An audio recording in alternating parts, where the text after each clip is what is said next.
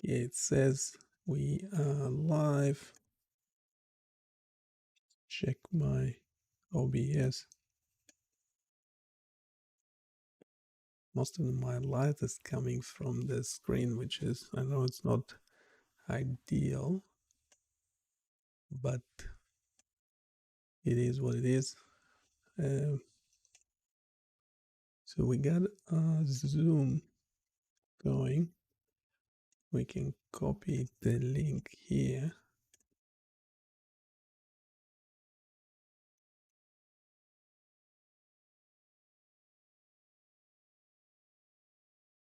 That's what my stream looks like, my microphone going in. And Zoom, let's enable it just in case someone joins in.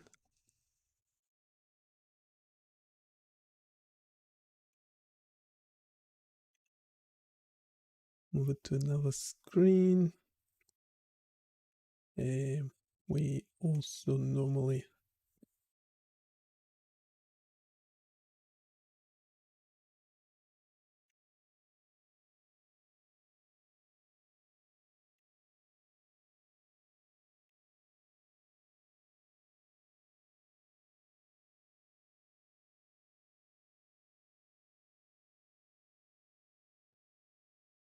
post this on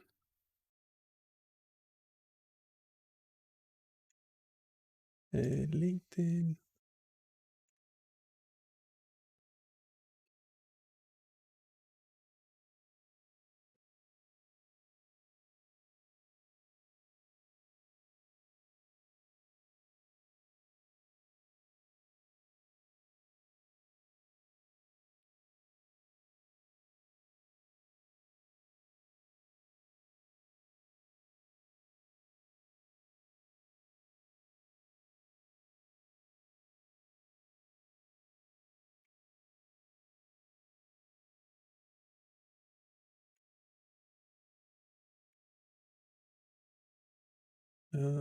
Let's post this.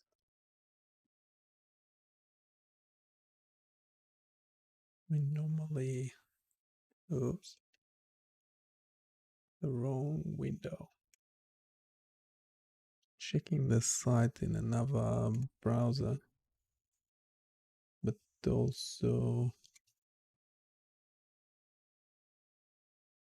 let's check our stream on another device. Just make sure it's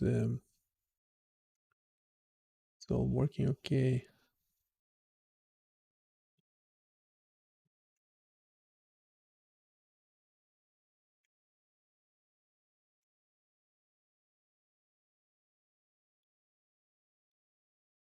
I'm using Twitter as well.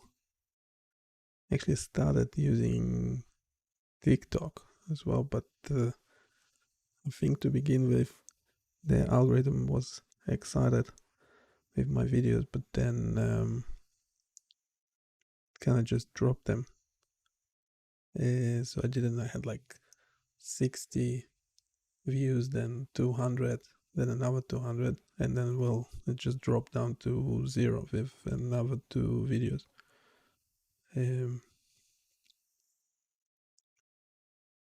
So I might drop it as well, but we'll see how it goes.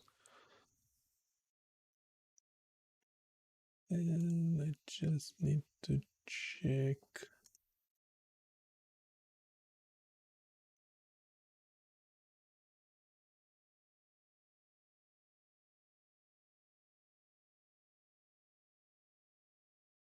Just have the, just in case someone joins in, I have the chat on another device.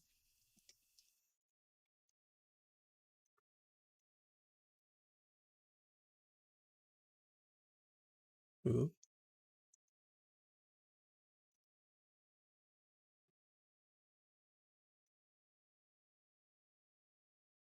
Sorry for that.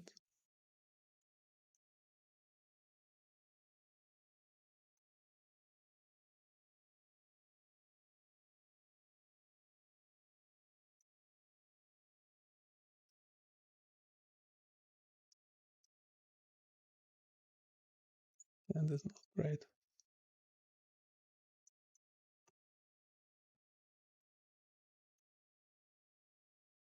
Right, and that's more or less okay. So we started late today because someone didn't want to sleep.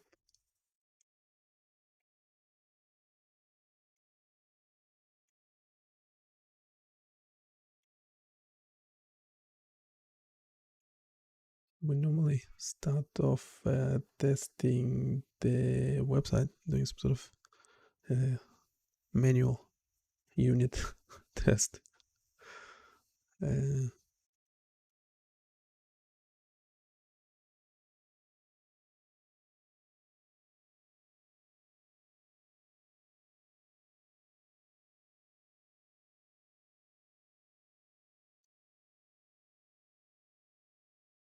we just quickly do this. We went, so the brightness of my screen is too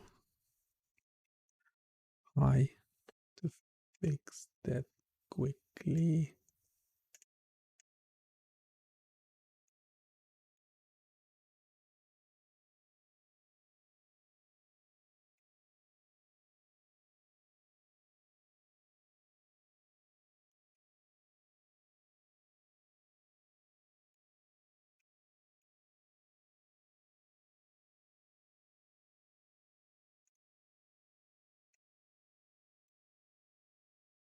That's a bit better. I think someone might be joining in and testing the site together just to see how does it work for someone else using the site. The way this one reverts to a selection thing. This image is a low res to begin with.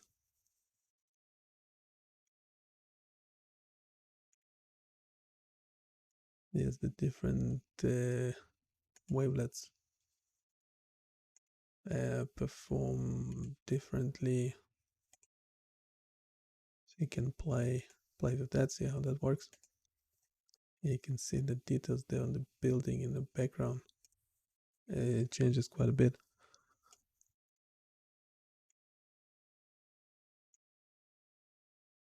Oh, this one's interesting. It's very boxy. So essentially, it's down sampling the background. Yeah, and you can see these large squares essentially everywhere. I know that line is there in the original image as well, but yeah, you can see the pixels in the original image as well. But so it keeps all that information.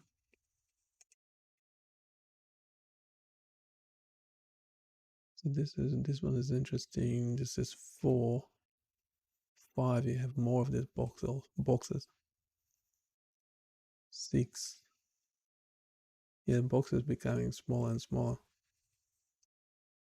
So this is interesting, but it's interesting also to see how it makes essentially a decision between which area to choose. So this is 4.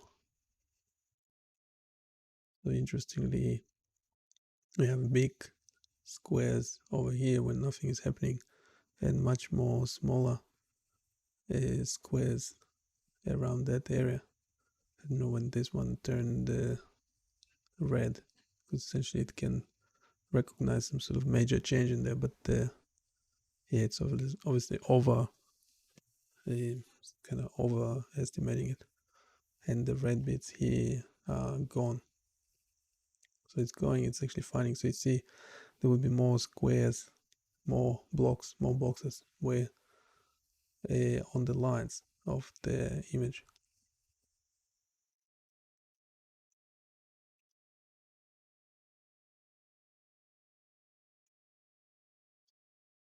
Four, three, two, and it's just one box. 2, detecting all the kind of major features in the image. 3 is working okay. Already you can kind of make sense out of it. That's it, that specific wavelet. This is another wavelet.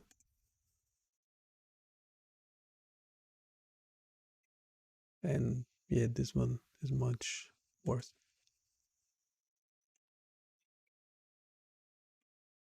So essentially my understanding is it is so each one of those wavelets is a different a waveform of a signal. Can actually add what if we did it right now, actually used what were we using last time?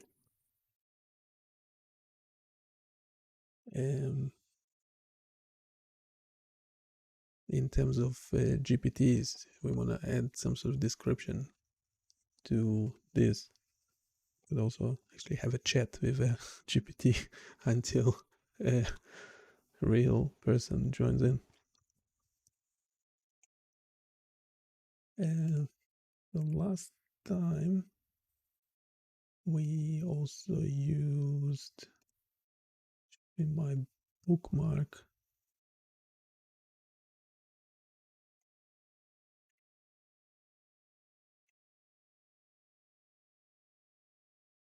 a chat proxy. So it was this Wang Lab, which actually was doing much better. It is similar to ChatGPT, so I just realized as long as you don't ask any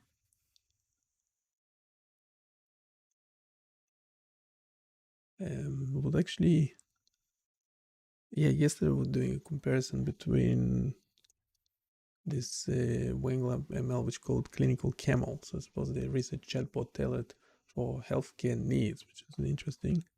But I don't know how much different it is actually from OpenAI stuff. We were we had the it actually remembers chat from previous chats. So we will have this one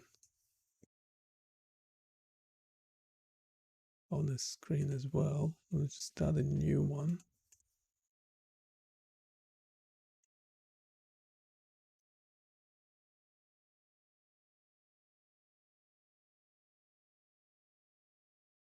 And we will go to that image compress a wavelet.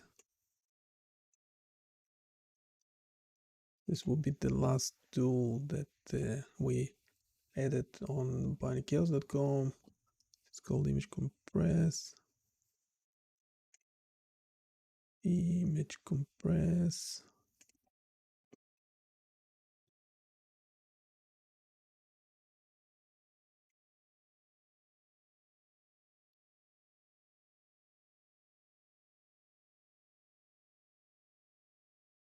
I forgot my headphones.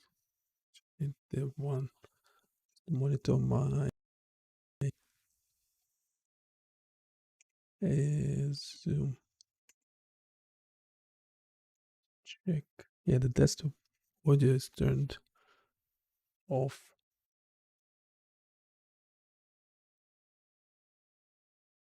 I'll just turn the Zoom audio off as well.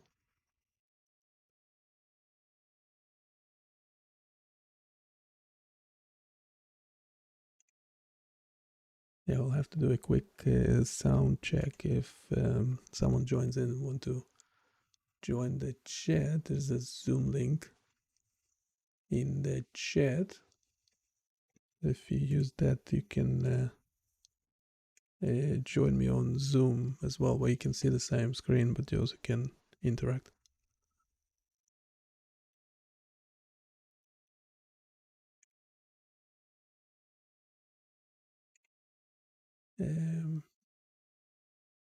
we were just using, it was Chat GPT and what's it, Camel, an open source chatbot called Clinical Camel.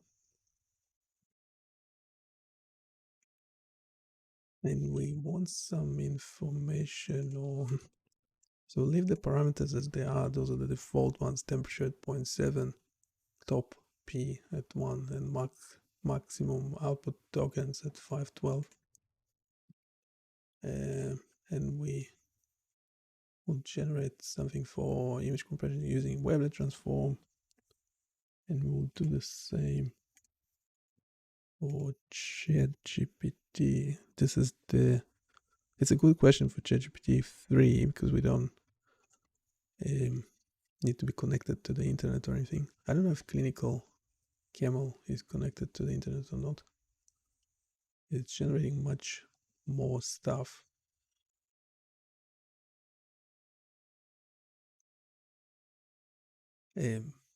Okay.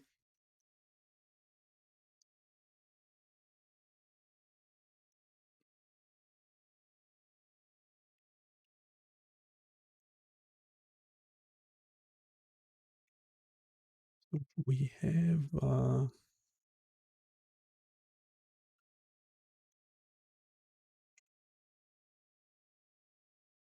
turn on the desktop audio just to monitor it as well. I know I can't monitor it because it will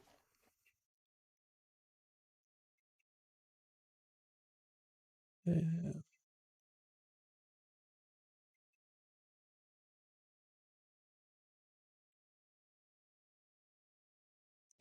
the zoom monitor turned on.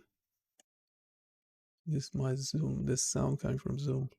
To turn the monitoring off.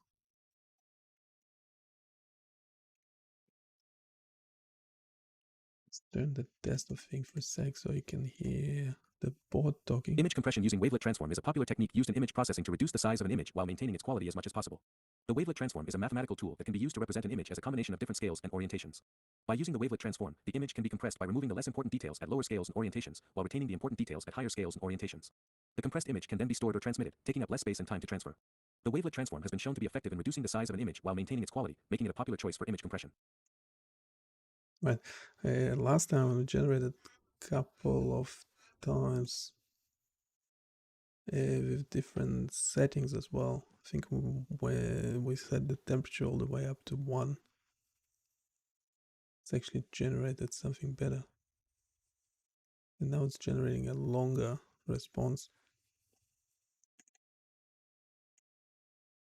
Image compression using wavelet transform is a technique that reduces the size of an image by removing redundant information while preserving its quality as much as possible. It works by representing an image as a combination of different scales and orientations of wavelet coefficients. The wavelet transform decomposes the image into these components, allowing for efficient compression of the data.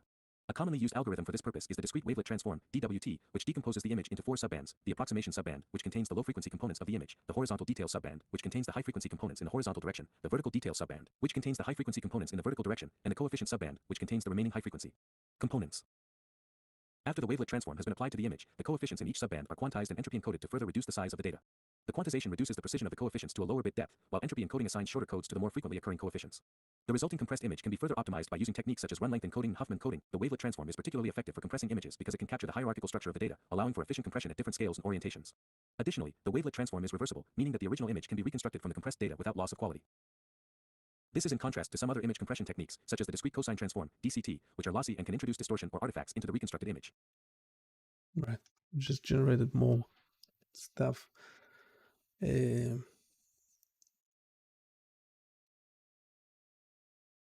what if we go image compression using wavelet transform, include the wavelet type,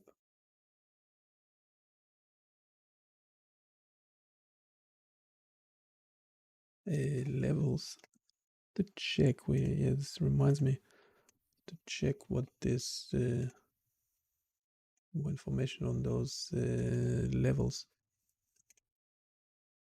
This is the source code that we are using, and the levels are an input to, it's a discrete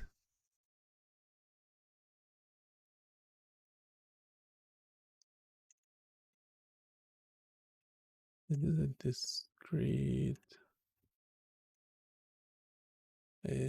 transform, and the levels specifies the number of levels in the discrete wavelet analysis. Levels must be positive dimension or greater than log ls, where ls is the length of the 1D signal or the minimum dimensional size of the 2D signal. Otherwise, you can set value to -1, which indicates that this way I set levels as the largest integer, no greater than log 2. So actually, this should be -1,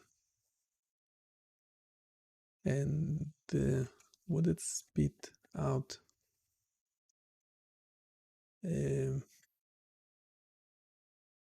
there's another input there that wasn't implemented, which is odd.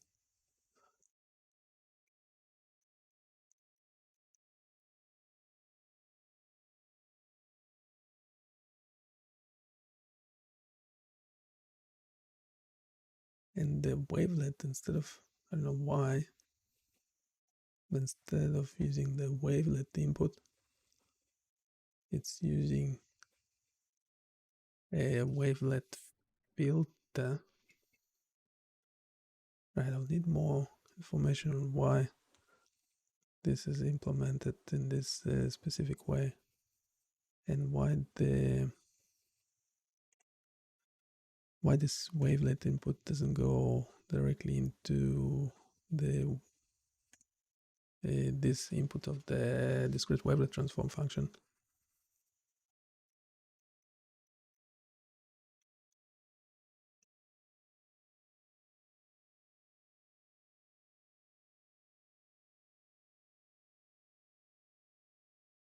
Synthesis. This is an inverse discrete wavelet transform, so that's okay. I get that. And that would be the measurement for source and destination, I would assume. Just calculating, that's the raw equation. Yeah, again, we said we don't like these things when it's not using the square, but that's okay, it does the job. We won't be too picky with this one. This could be cleaned up a bit to make it clearer. I don't know why.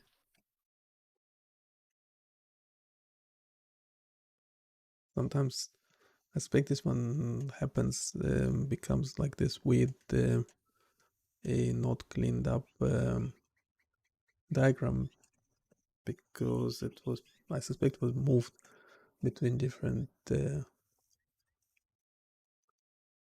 LabVIEW versions. That's what happens after moving it for several times.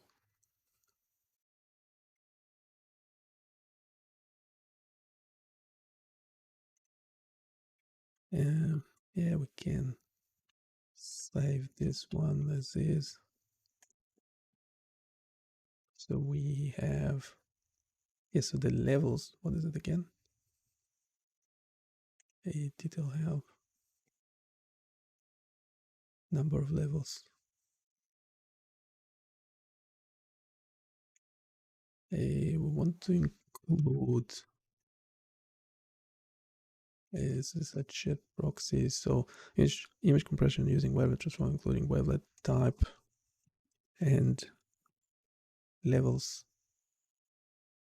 in the discrete wavelet analysis. Yeah, that's a separate thing. We can have a whole paragraph just on how the performance of the image data reduction compression is measured. We also want to including image compression in wavelet transform, including bits and wavelet type and levels in the discrete wavelet analysis. Let's make it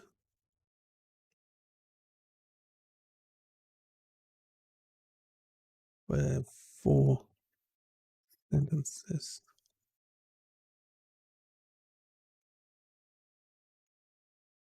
We'll generate this in clinical QML, and the old GPT-3 just for comparison's sake. He originally generated all this what's it called, points general overview of the steps involved.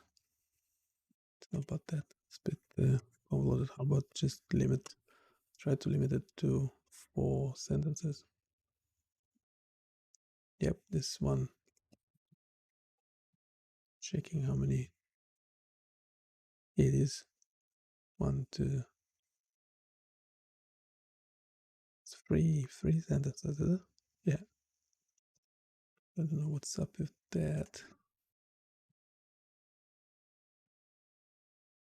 This one generated 4 as requested, so it's a bit odd.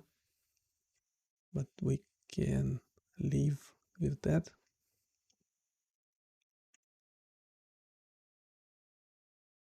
Yeah, that first sentence is not great.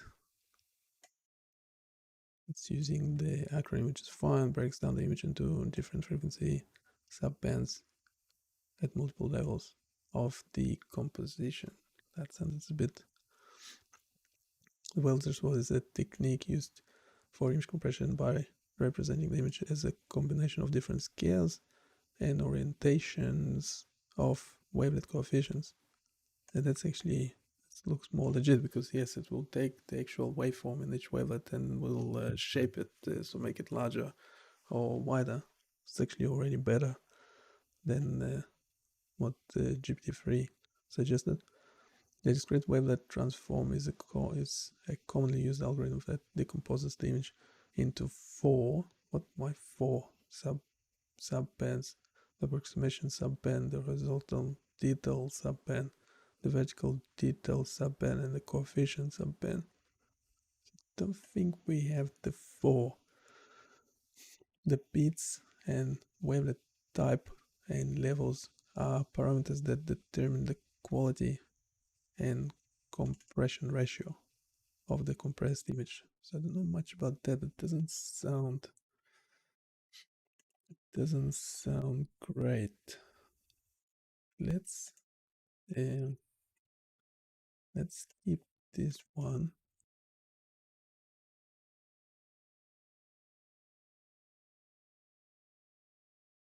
The GPT-3, each subband contains wavelet coefficients that represent different scales and orientation of image features.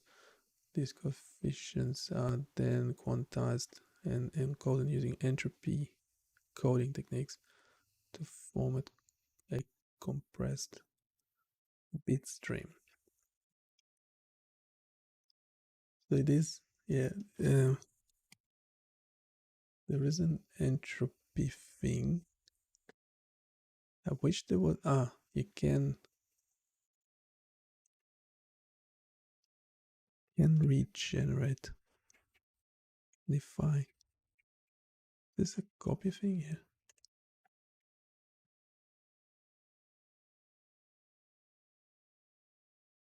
I just have a general sentence that on that these bots use to generate text on the website, but it will be hard to keep track of which one is which. So let's regenerate both responses. We'll just keep track of them. Close that. Right, now it's actually giving me different types of wavelet names. And actually in the tool, we don't specify the names. We actually have to modify it. Might as well do it. Try to do it today.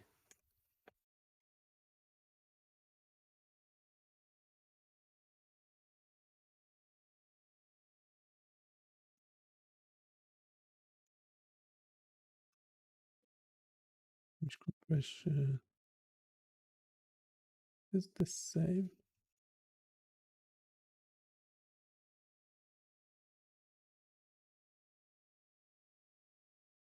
No, it is the same. We haven't hit the regenerate button yet.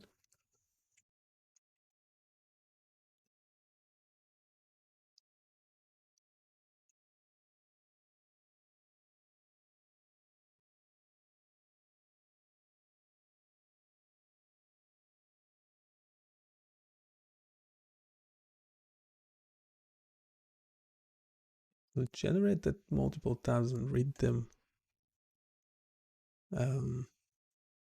just consecutively again and again.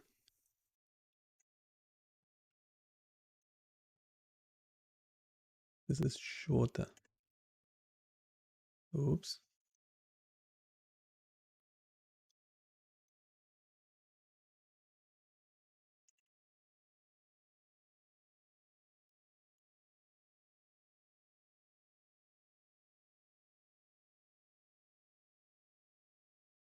Okay. So this would be the first one. The wavelet transform is a technique used for image compression by representing an image as a combination of different scales and orientations of wavelet coefficients. The discrete wavelet transform, DWT, is a commonly used algorithm that decomposes the image into 4 subband: the approximation subband, the horizontal detail subband, the vertical detail subband, and the coefficient subband. The bits and wavelet type and levels are parameters that determine the quality and compression.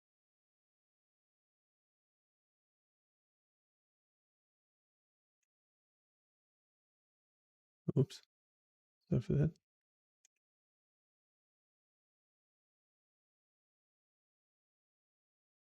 Trying to change the view.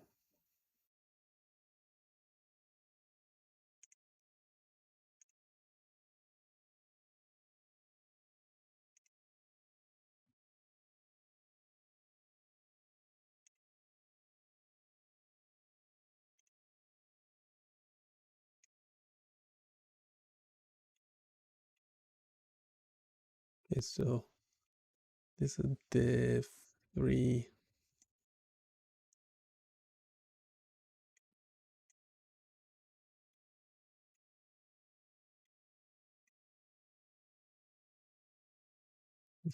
versions that The wavelet transform WangLab is a technique generated. used for image compression by representing an image as a combination of different scales and orientations of wavelet coefficients. The discrete wavelet transform, DWT, is a commonly used algorithm that decomposes the image into 4 subbands: the approximation subband, the horizontal detail subband, the vertical detail subband, and the coefficient subband. The bits and wavelet type and levels are parameters that determine the quality and compression ratio of the compressed image. The wavelet transform is a technique used for image compression by decomposing an image into different scales and orientations, allowing for efficient compression of the data. The discrete wavelet transform, DWT, is a commonly used algorithm for this purpose, which decomposes the image into 4 subbands: the approximation subband, the horizontal detail subband, the vertical detail subband, and the coefficient subband. The bits and wavelet type and levels in the DWT determine the quality and compression ratio of the compressed image. A higher number of bits and a larger wavelet type and levels lead to a Hey, better quality Tony. image, but with a larger Sorry, file I was size, while a smaller turning number of this bits and a off. smaller wavelet type and levels result in a lower quality image, but with a smaller file size.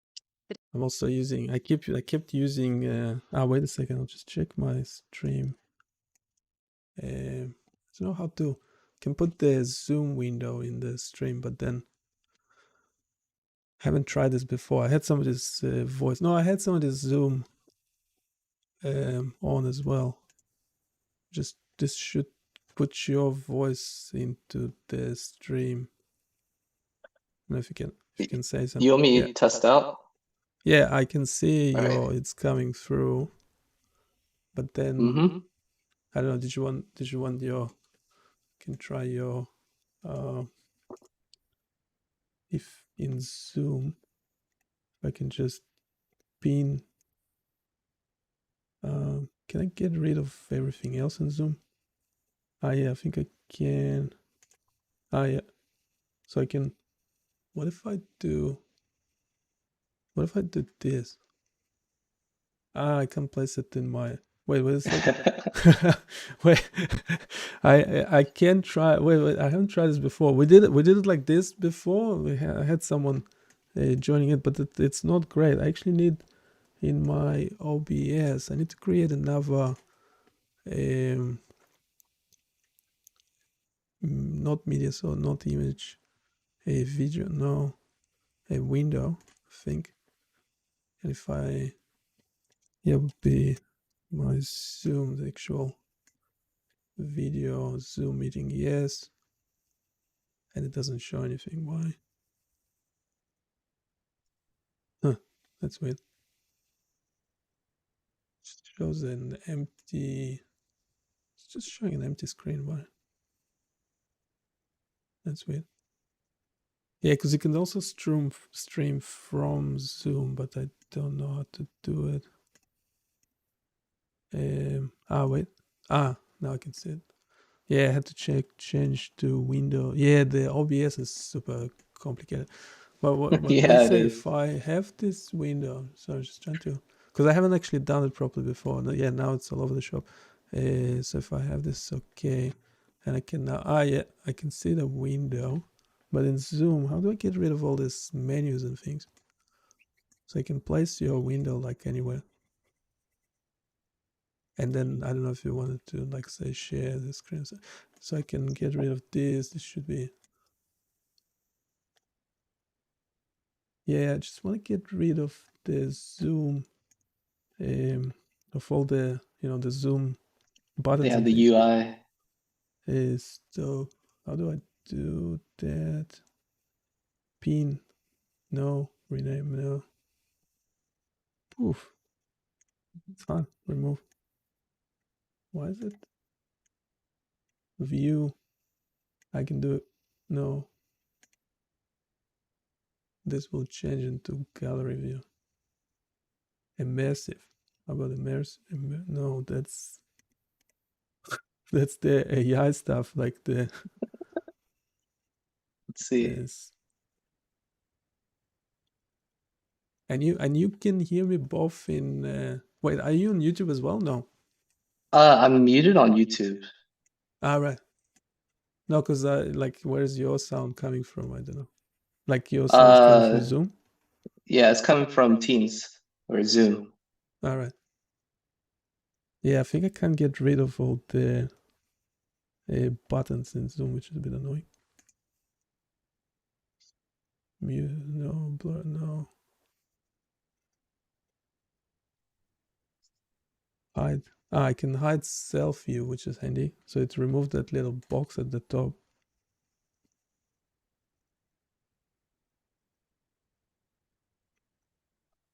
Wait, so you watching it on Zoom, so it looks like, yeah, so I'm like streaming my OBS into Zoom, so that's my camera.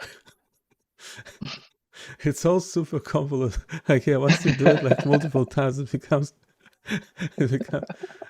oh, I know what I can do. I can just get rid of the buttons just by moving the thing down a bit like this. Yeah, so now it's just there's still a few buttons at the top, but can you crop it using OBS? Yeah, OBS is quite powerful. It can do pretty much, should be able to do pretty much anything in it, but yeah, I think you can crop, transform. Yeah, you can reset, flip, fit, stretch. I don't know what said did transform, copy, I don't know. But yeah, but now it's actually not too bad because you only can see this little zoom buttons, but I'm just hiding the top buttons. Yeah. I was gonna say you can crop probably the best top I can part. get. Yeah. Yeah, trying. No, this will make it smaller, larger. I don't know. Is there an actual crop function? Yeah, scale, blend. I think this. Yeah, this will. This will. Oh, how do I get rid of it now? Oh, it won't. No, there's no undo.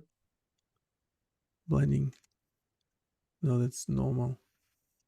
Yeah, I think this will be the best I can get. Right. Okay. I can put I don't know if you have a logo, so you can put it. Wait, because I had a logo on my right as well, like this, and just turn that one off. Yeah, this is it's also handy. I think if someone's trying to steal your image, whatever, and use it for like a passport or something, they will struggle with the logo, trying to remove the logo from the background. Surely there would be some sort of AI that could help with that. But good luck getting it right. Yeah, exactly. Yeah, I was just looking at the I actually used last time that we were talking, I think we used what were we comparing, Bard and Bing Chat, which meant to be similar to ChatGPT but kept denying it. But now I'm actually using the ChatGPT, which is the 3.5 3 GPT-3, which is not connected to the internet as well. So I think it said that it's only information up to what's it, 2020, 2021 or something, September. But yeah, it's funny. But now, so I kind of dropped. So I haven't used like Bard and Bing Chat since, just using ChatGPT. But then there's this other one, which is actually way more interesting. It's called Clinical Camel, and it's a research chatbot tailored for healthcare needs. And it's on this Wanglab, which is a research lab. So it's back in. They have a website and everything. They have papers on it as well. So there's this preprint, which I started reading it. I didn't understand any of it, but it's essentially these guys in Canada, Toronto. Something Vector Institute AI. So it's an open source, allegedly a chatbot. It is a GPT, I think, based a chatbot. So it will be more similar to ChatGPT. But they're talking about. Yeah, I started reading it. I didn't understand any of it because the actual thing has controls. Like you can change parameters. So I was using it yesterday. It was actually, it did really, really well. I had it like in a video, but essentially, and you feel more, ownership of what it generates just because you have these controls. So essentially, like, yes, because you create the prompt, but then you also can. I was trying to play with this temperature. This is the default setting, so I tried increasing it like to 1 and 0. I don't know what difference it made. But then you also have top P. I don't know what that is. That's a maximum output of tokens. I understand that. But then, interesting enough, like changing it didn't actually generate more. So it's generating like. So then I actually copy, and you can regenerate, which ChatGPT also has regenerate button. But then essentially what I did for the website is like regenerating 4 times with like different parameters, and just reading all 4 paragraphs like one by one. And essentially, one of them was much better than others. So then selecting one, and I actually used it on the website. And I did specify where it's coming from. Yeah, it was really it's really good. It's not something that I would ever be able to write myself, or even have like time. Because I mean, someone who can properly write could write that paragraph in 20 minutes. It took me 20 even longer to generate this text. So so this one. Yeah, from this Wanglab, it's that camel thing. And so I say like the date and the prompt. And I don't know if if you put in the same prompt, tomorrow or today, you'll probably get something different. I don't know. It's interesting. But whatever it generates it's really good. And the OpenAI was kind of I used like a different prompt, but but it doesn't. Yeah, it's hard to compare. Yeah, but I like this one because it gives you actually options for some sort of control over these things, which I don't still know what they actually are. But Mm-hmm. Yeah, I only know a little bit about what was it called? Camel? Clinical Camel's this built is off called, of? yeah, Clinical Camel, and they have this website. It has a clinical camel. Obviously, this image of the clinical camel was generated with one of those, image generators, Yeah. because you can tell, by looking at this these things. It's Does it have hands? No. no, one Ah. one one hand is in the pocket. Yeah, you can tell even like how it's in the pocket. It's all well, I mean, it's a camel, right? So, I mean, but yeah, you can even tell like it's not a person dressed in a camel suit or something, but it's because yeah, you can tell there's all sorts of weird things where it was trying to make this collar, and those things are obviously meant to be, what's it called? The doctors, Stethoscope. the stethoscope, yeah. But it stuffed it up. It added those things that look like Yeah, at like the end. earbuds. But that's the website, and yeah, it's this Vector Institute AI. So that it's the something University of Toronto, and yeah, it's in using. So they fine-tuned the Llama, which is another open source, and yeah, there's a paper on it as well. So Hmm. Yeah, I had some friends in Korea who was working on Llama, right, and it's supposed to be a lot smaller than ChatGPT, so it uses less power, so it's more efficient and right, more accessible for, I guess, more people. right.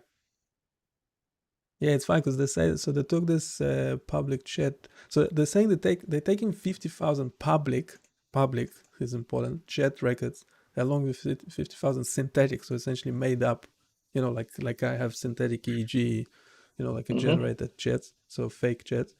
Uh, but then they say over here that due to the nature of the data sets through which this was developed, we are unable to release the raw data or the model itself.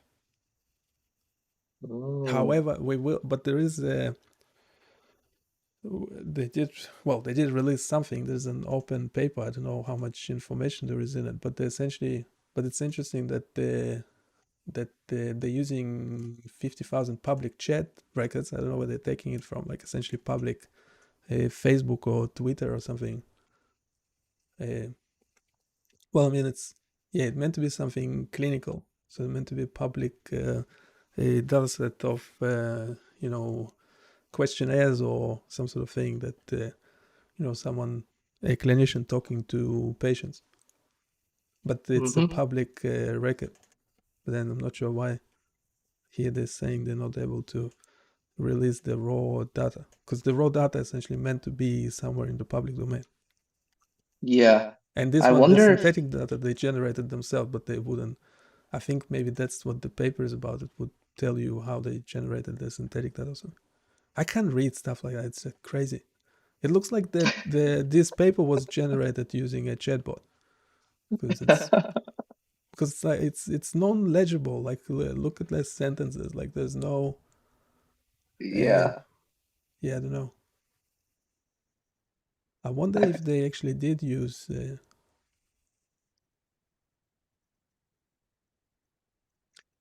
And yeah, and because I read about it. Sorry. I was gonna say, I know in North America, a lot of universities share a clinical data set, Yeah, if but any trial that had the NIH funding, so one of my tools is all this EEG, intracranial EEG Mhm. data is from a public. I don't know if it's a public data. You still need like a login, but I'm pretty sure because that original study had government funding, NIH funding, they had to make the data essentially publicly available, accessible. Mm. So you could have, just on this website, ieg.org, just, generate an account using your Gmail or something. So you didn't have you don't need like an academic or anything, and just get the access. I think they only want you to use it for educational purposes or something like that. Yeah, it will have Oh, one of those okay. like license, like MIT or something license. But that's what I'm using over here. Yeah, for educational purposes. I'm not. So that data is it's a high quality EEG because it was recorded implanted the implant EEG from an implant. Mm-hmm. So you can actually, it's one of the only data sets where you actually know that I don't know what's happening there. That channel is actually always much noisier than other channels, and I don't know exactly why. I need to look at its impedance, like if it's not touching tissue or floating somewhere. But overall, it's one of the only data sets where everything in here actually can be more confident that it's an actual EEG and not something else. But yeah, so I assume that data set that they use here, what's the summary of data sets in clinical camel? So they do say what the data sets are. So they are using clinical articles, 2000 pre-2021, open access. This is also important because this will be also under I don't know if they will be under Creative Commons or I don't know what, but they won't be behind a paywall, so anyone could read them. Mm-hmm. And they transformed this 20,000 articles into 100,000 dialogues, 5 utterance exchange average. I don't know what that means. I don't know what that means too. And those are questions. This like a standard questionnaire, multiple choice questions. So they're given to patients, but there will be like some standard questionnaire, and that was also transformed into dialogue. And this share GPT multi-step conversation, remove non-English text, segmented conversation 2048 tokens, filtered degenerate conversations, whatever that means. What is share GPT? See. Yeah, there's more information there. So I don't know why on the website they say that they actually those, I assume this will still be like public. Well, this will be public domain. I don't know about yeah, I think those are public domain, but you can check. I mean,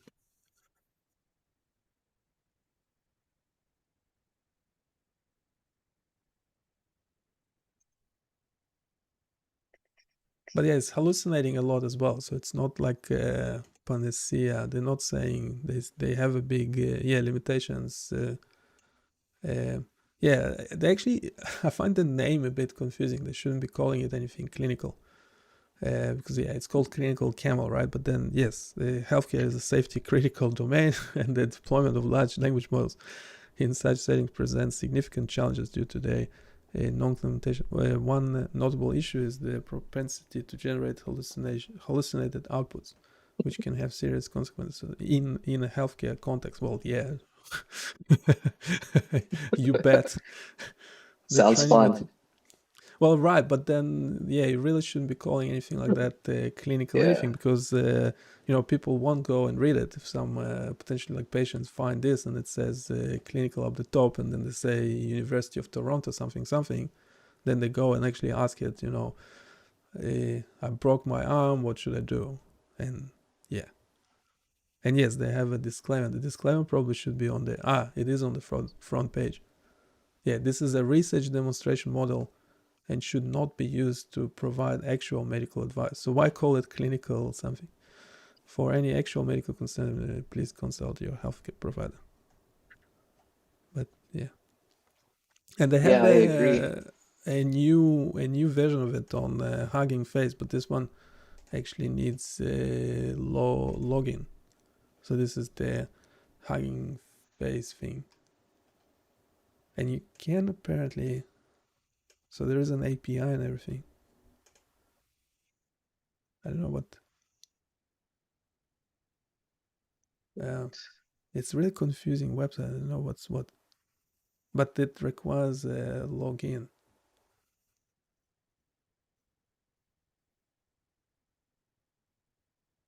What's this license? AGPL3. I assume it went with some sort of open source thing. Yeah, that's what I assumed. I don't know where. Have you used this Hugging Face before? No, this is the first time I've seen it. No. So they say it's. I've seen it in multiple. You can deploy models on it, and there's all this. Companies use it. I don't know why. I can't imagine they will be actually using it. As in, because they will have their own, right? Yeah, I don't understand It's some too. sort of open source thingy where you can actually run run things on the thing. So this is all like executable and stuff. Yeah. Oh, you can run your. Well, yeah, you can run your like transformers and things with GPT-2, but I think it's actually has the. I don't know why the interface is funny like this. The interface when you move the mouse over it feels weird. It's just it does this weird thing. But yeah, so supposedly you can actually have the like all the source code for it and stuff.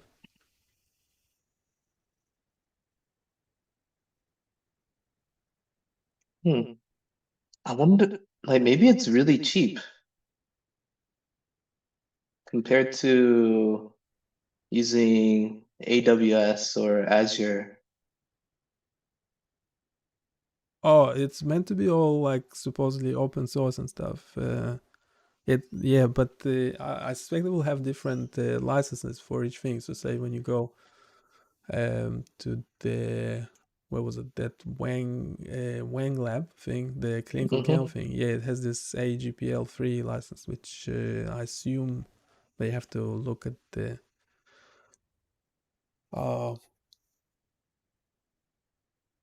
Yeah, it's weird when you click on it, it doesn't actually show you anything.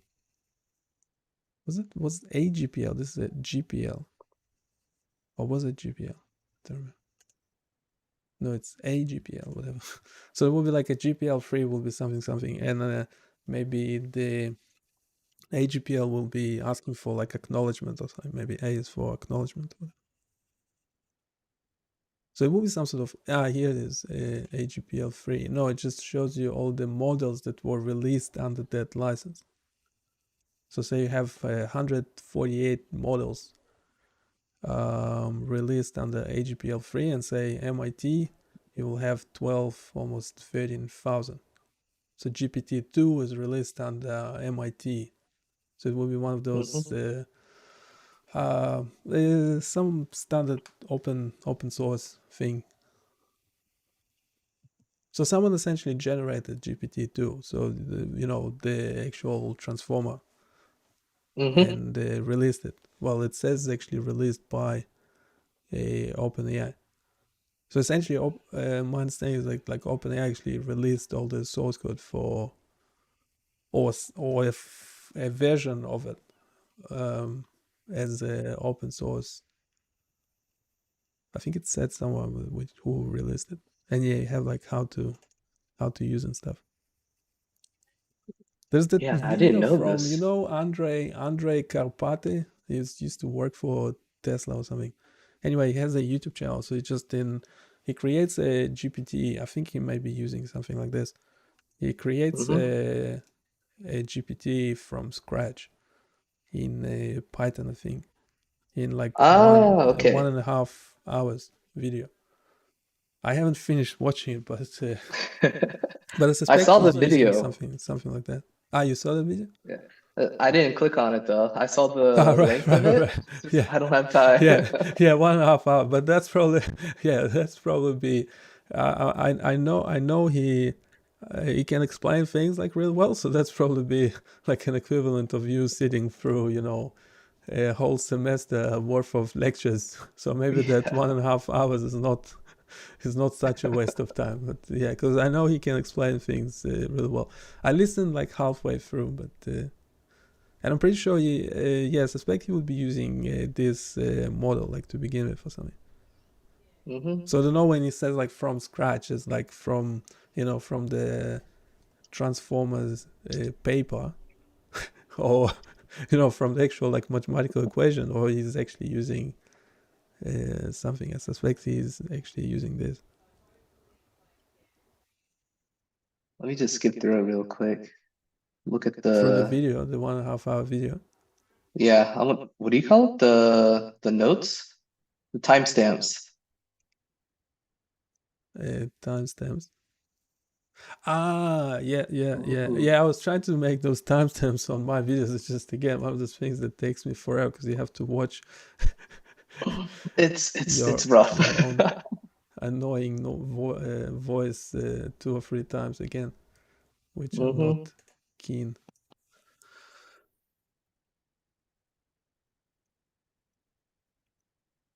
But I was trying to generate the same thing for the image compression thing.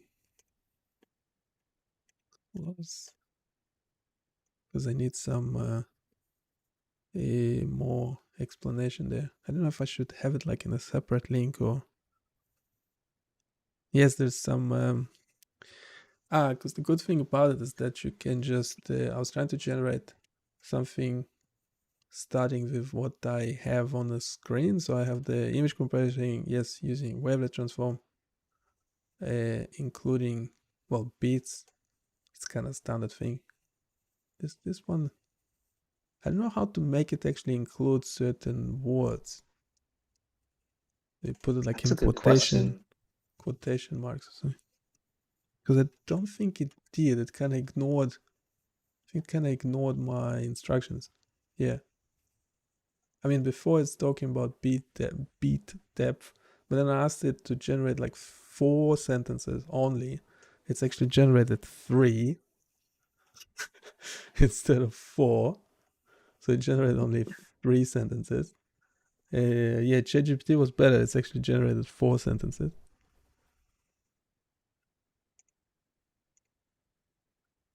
But I think the text it generates is actually better. But I'm not sure. Yeah, I like the fact that you have you can change parameters in here. I don't know what they mean though. Can you go and search that paper for temperature? It's called temperature.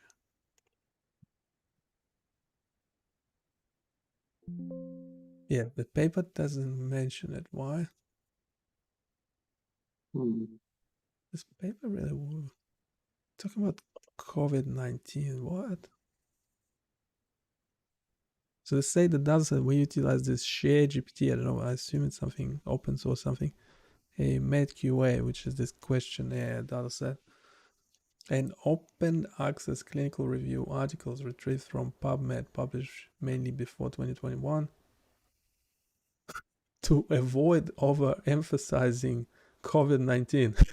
This is crazy. So they on purpose. So this paper was published like when?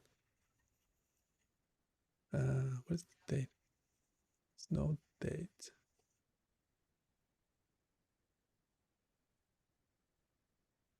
Anyway, that's yeah. So it was published, I would say, Nice. after COVID have COVID. started, because they mention it in the paper, right? But then they say they on purpose selected publications before 2021 to avoid overemphasizing COVID-19. It's really interesting. Makes sense though.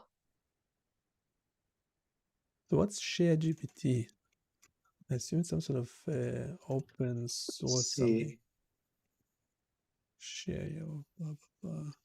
It's a Chrome extension that allows you to share your wildest ChatGPT conversations with one What? click. It's funny because yesterday on LinkedIn someone actually shared. They said, I'm not sharing print screens of ChatGPT anymore. I'm just and yeah, I think they must have used this to share the ChatGPT conversation.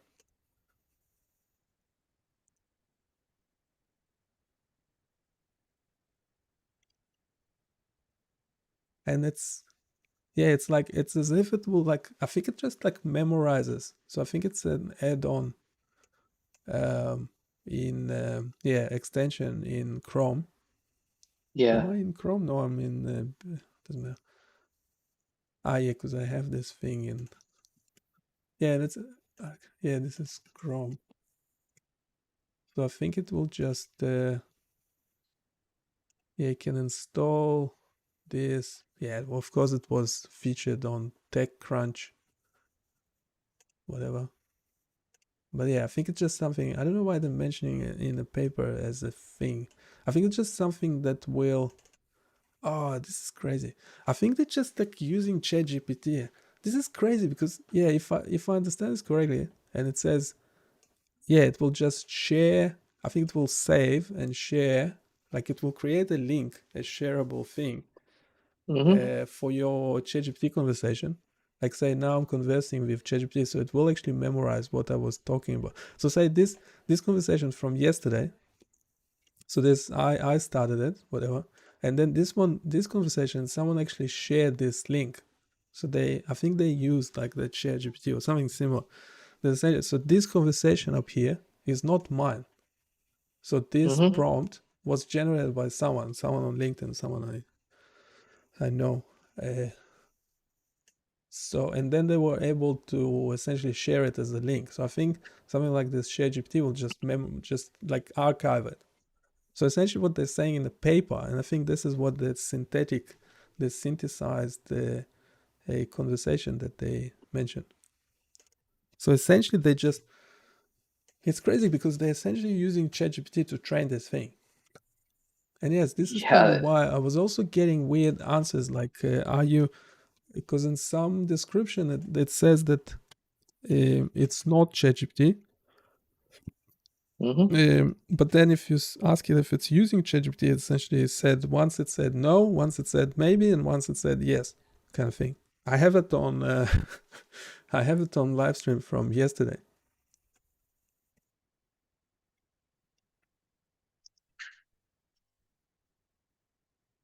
No, so it says no, I'm clinical count. Are you using? Because essentially that's what they say in the paper.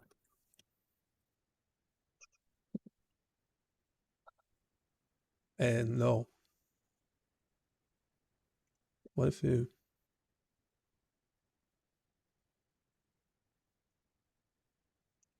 So this is not what the paper suggests. If I understand that that's what I think GPT too. thing. They said, and that's what they kind of say in the paper. So they mentioned ShareGPT multiple. So it's ShareGPT comprises general multi-step conversations with 7,000 conversations before pre-processing.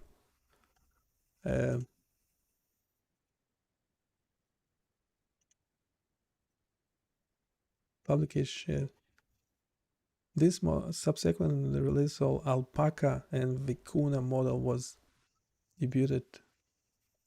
This model was trained from the Llama 13B model using dataset of 7,000 publicly shared ShareGPT logs from the ShareGPT platform.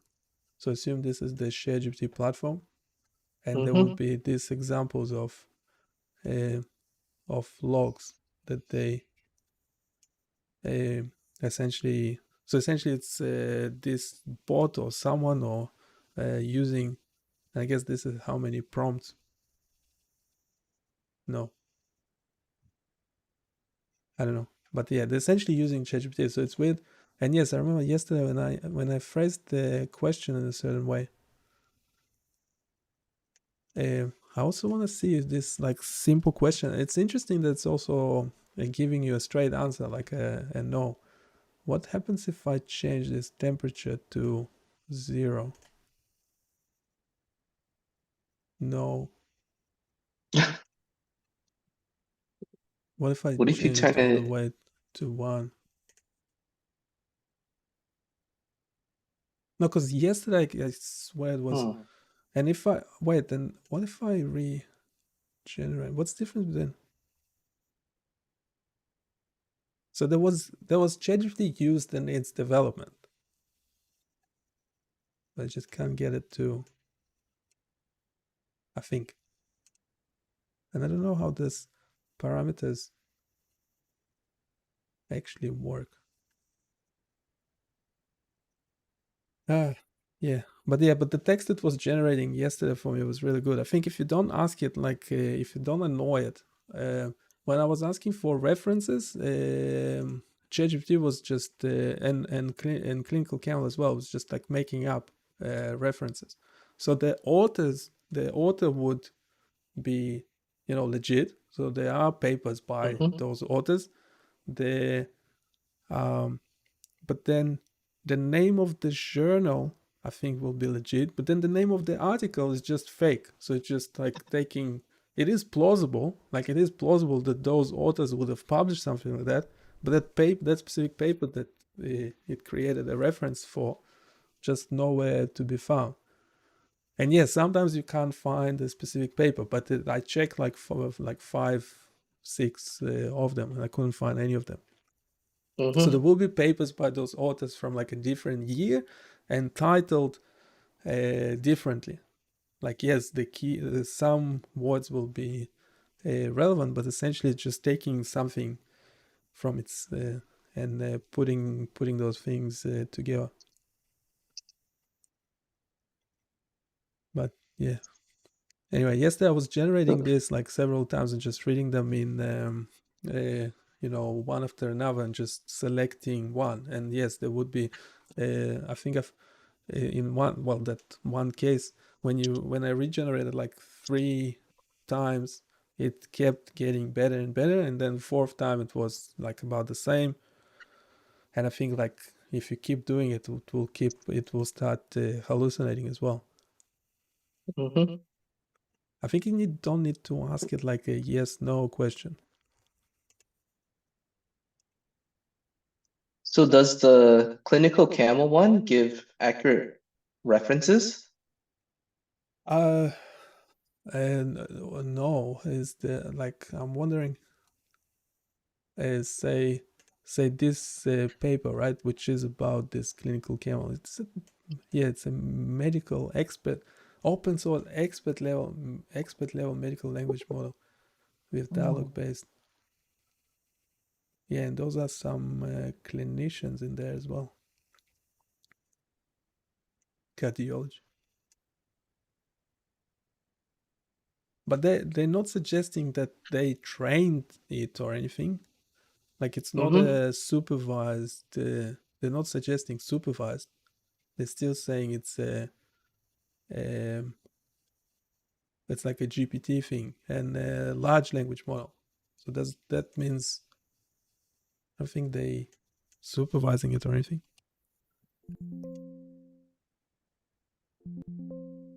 Yeah, they're not mentioning supervised or trained. Do they mention training? They must mention training. Yeah, at They're least.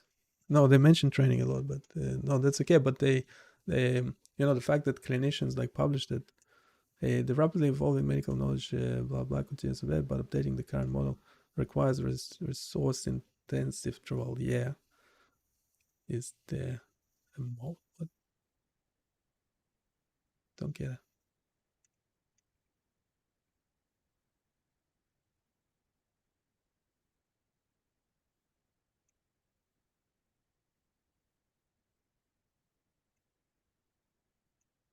I mean, was it trained by humans? That's what I'm curious about, because I know ChatGPT kind of is. Well, yeah, so ChatGPT yesterday was giving me, like, when I was asking for sources and then I said something like, some of the sources you're giving me are fake, it says, oh, Mm-hmm. sorry for that. I know they're fake.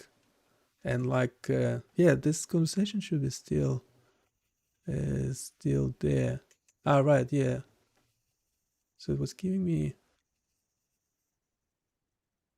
yeah, it was, I asked for the same thing with, yeah, so all those publications. So I said fuzzy logic for medical data processing with references, and it gave me, it's obviously, yeah, remembered that I was talking to it about fuzzy logic, and it just gave me the references. So all those, yeah, I checked multiple of those. I couldn't find any of those papers. I don't know, maybe I'm doing something wrong, but and they even here, like, I don't know why it wouldn't on earth it will. It should just tell you, because sometimes it does. It just says, no, I can't, I'm Yeah. just a chatbot, I can't provide references. But like, don't ask me about references. But in this case, it went all out. It says, like, certainly I can provide, and it's giving you this, even a summary of like what the book is about, or the authors proposed this and that. And those are nowhere to be found. It's really bizarre. Yeah, this one at IEEE. So the journal is legit. Yeah, I did it yesterday. Like, I don't remember this one. So if you just Google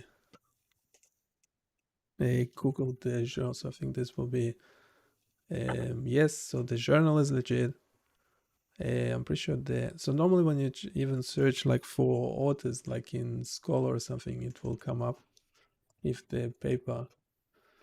So if you do, so yeah, so there is a 2003 scholarly articles, and it's just not there. This is a adaptive neurofuzzy interface system. No, it's yeah. So in this journal, I'm sure like Google Scholar will be all over it, so it will have all the articles. So if you search this one in quotations, oops, yeah, it's that article just doesn't exist. That's so weird. So this authors, oops, so these authors exist, the journal exists. I don't know if you can go actually that journal and see this edition and pages number. What article will be there? But again, I haven't tried that. But the journals did publish something in 2013, but it wasn't that. So you have, well, it's kind of, yeah. So you have, say, this one, 2015. It's like in cancer research, and it's totally histocompatibility complex class antigen. So those two authors exist, and they published something in 2013, but it's nothing to do with this title, nothing to do, and not in this journal. It's not, they're not publishing in engineering. So it took some legit authors, a legit journal, and just made up an article title. And it does it a lot. Like, all of them are like that. Yeah, I remember checking this one because this one is a review. And I said, oh, I want to read a review on this. And no, I couldn't find it. And yes, there is a journal of artificial intelligence in medicine. And those, normally, if this is a legit article, even if you did just, copy this into Scholar, it would have came up with that article. So yes, there is a Jantan and Kande. Did they publish together? They didn't even publish together.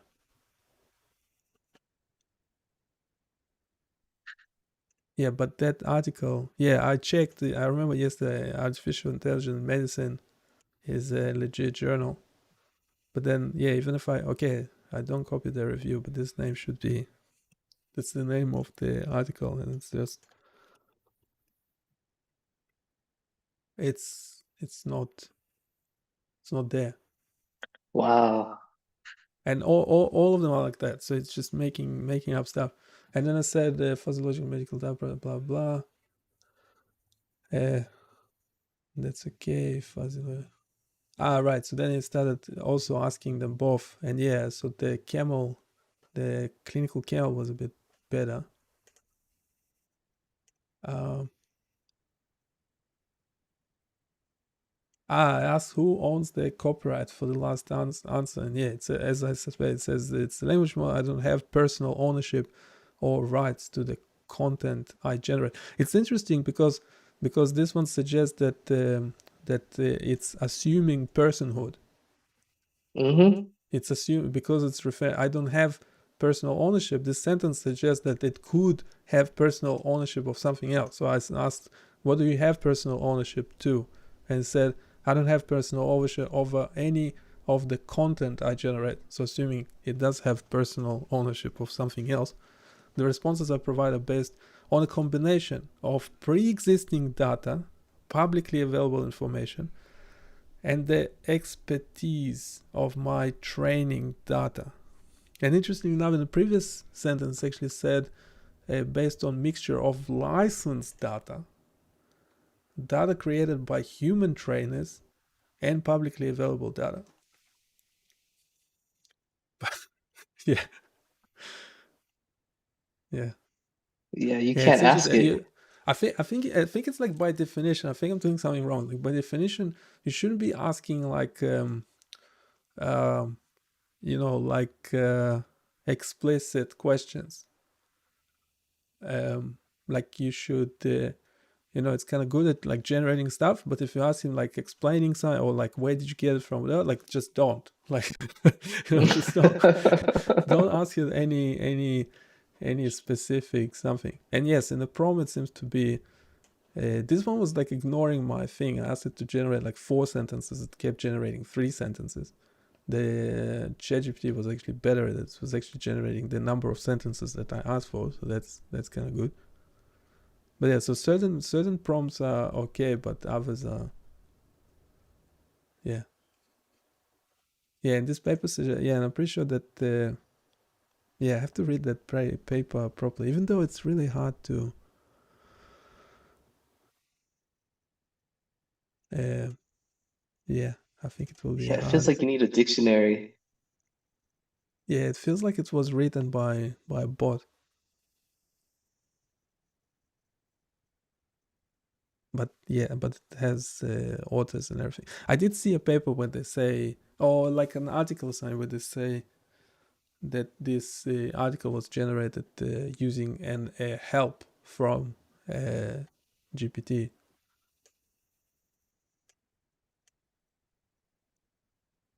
Hmm. And it's interesting because GPT-4, like they mentioned it here, so it must be a recent paper. I can check when is that paper from? Where is it? Preprint. Oops. Yeah, it's from. It just came out. It just was May, just last week Oh. in archive. So it's a preprint, not peer reviewed. Without, but it doesn't matter. It should be, legit paper. Mhm. Especially if it's from Cornell. This is not Cornell. This is not. It's not Cornell. It's not Cornell. We- Yeah, this is can be easily confused for Cornell. This is the actual. Uh-huh. If you load the PDF, which I have open here, it's this is where they are from.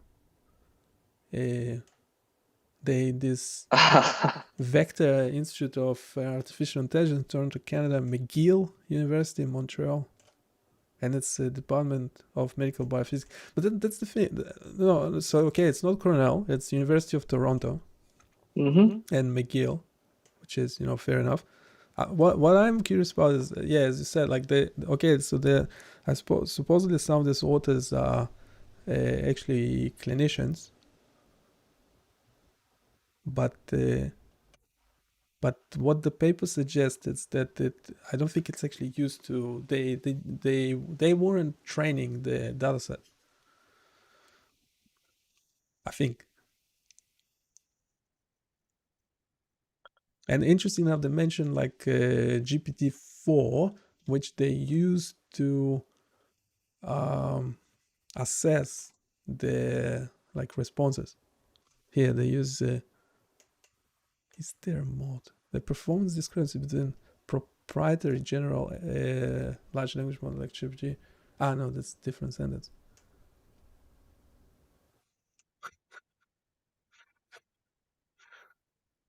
Yeah, apparently that's what that. Who was the Google employee who got sacked because suggesting that the chatbot is intelligent? So there is a Can't paper remember his now. name. So well, I remember. maybe that's him. maybe he published a paper now because it It's just funny came that out this. 2023. It's funny that this part actually looks like a person wrote it compared to the beginning. I think it's parts of it was like weird, like they just I don't know. I'm not a native English speaker as well, so I can't like properly read anyway. I never Hmm read papers. I wish yeah there would be like yeah, because this paper I mean you could just ask the bot about it, right? hmm I mean because yeah, I don't know if and is there a way to save? Yeah, it doesn't have a well. You can just copy paste, but and I did save my chat with it before. Yeah, interestingly, the ChatGPT, the free version will save your conversations as well. I mean, you can delete it. hmm You can change its name, I think. Yeah, you can change its name or delete it. And this is so that's my conversations from yesterday, and this one from today. You can it just copies it without the like which one was doing it, like the Bing chat was actually placing like a reference source conversation with Bing chat and a date.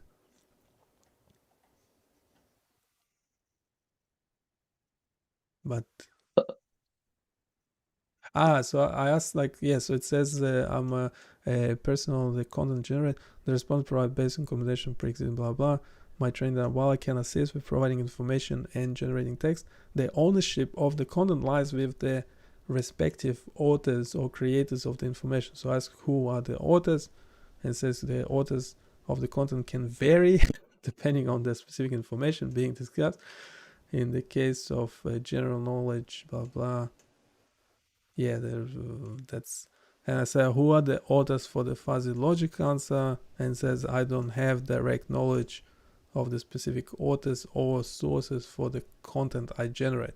I don't have access to a database of authors or sources. The information we provide is based on mixture of, again, same thing, license, blah, blah. Yeah. Generate based on patterns, similarities, and insights learned from the training data. If you have any specific questions or need information in particular, blah, blah. Yeah, and then I just came back to, and yes, generating like a fair enough stuff. I was just, yeah, it just felt like when you're using the clinical kernel, just because you have those parameters, which I don't actually know. They don't explain how to use them. I thought it should be in the paper. The paper doesn't mention temperature. I don't know what temperature. Yeah, Same this. here. There, it's got to be like some kind of instruction somewhere. They said this is an older version of clinical kernel. The newer version described in the paper. The newer version that described in the paper can be found at Hugging Face Clinical Kernel. So yeah, you need the subscription to this thing. Apparently, it will Mm. be so much better. But it was like good already as far as I'm concerned. One of the things was like, so yeah, it was like really good. Even like the fact that you can change what it says, because it was, so now it's generating the same thing for like some of my other tools on the side. But where did I use it for? Yeah, the fuzzy logic example. Yeah, it was really good because it used like yeah, this thing, it was really Yeah, this is that clinical camel. And yeah, I was trying to explain this tool. So I have this fuzzy logic example, and I wrote the prompt fuzzy logic for EEG waveform identification in epilepsy. And yeah, it's to begin with wasn't that good, but then yeah, I kept regenerating it like several times and became much better. So it says fuzzy logic can be used to identify patterns and make. By the way, I was using this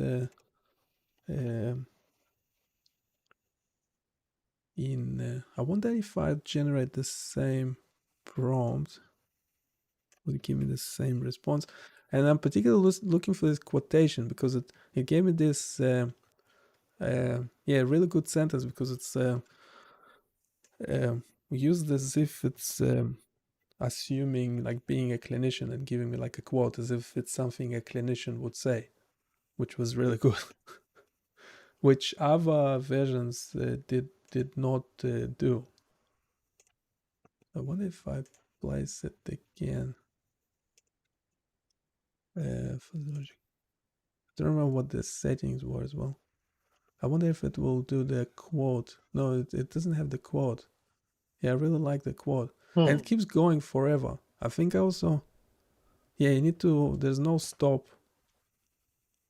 I wonder at what stage it will.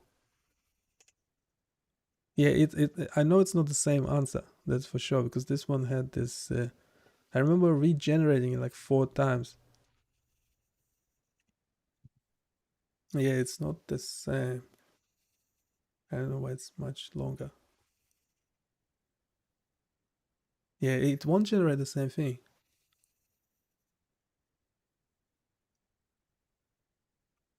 Maybe.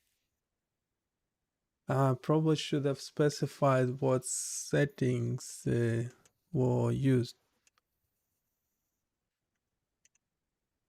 It's interesting that it keeps generating different things instead of No, repeating. I just know, I'm just looking for it to put in a quote. It probably won't, but it did that time, and I found it really useful. For some reason now like much longer as well. What if you reduce the tokens or something?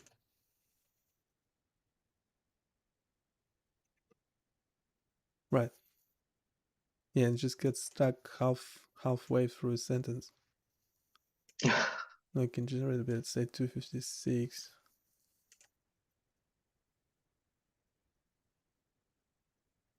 So okay, the tokens are clear. That's the length of the thing. Even though sometimes it feels like it's just ignoring it. And here it's just finished midway. But yeah, but that quote is not there. I really like that quote because it's like assume the like a clinician talking. Mm-hmm.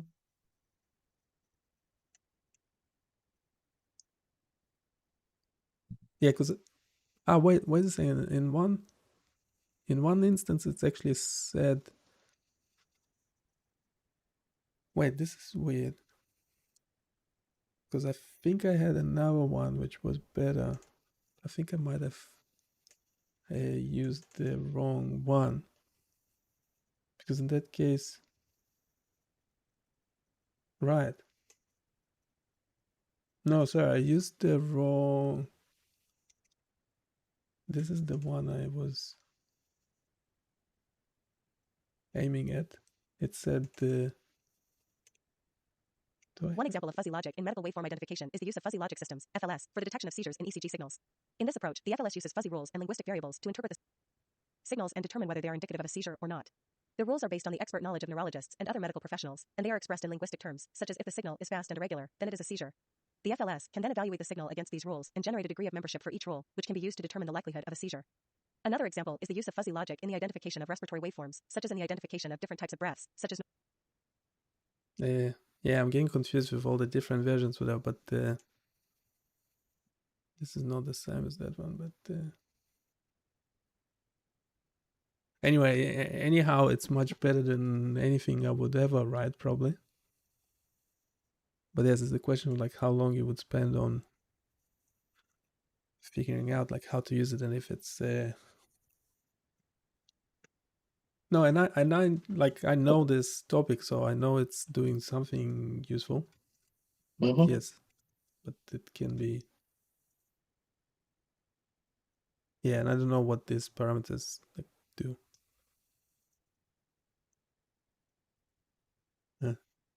But yeah, I wanted to create those more of those for essentially all the pages because at the moment they don't like have much explanation.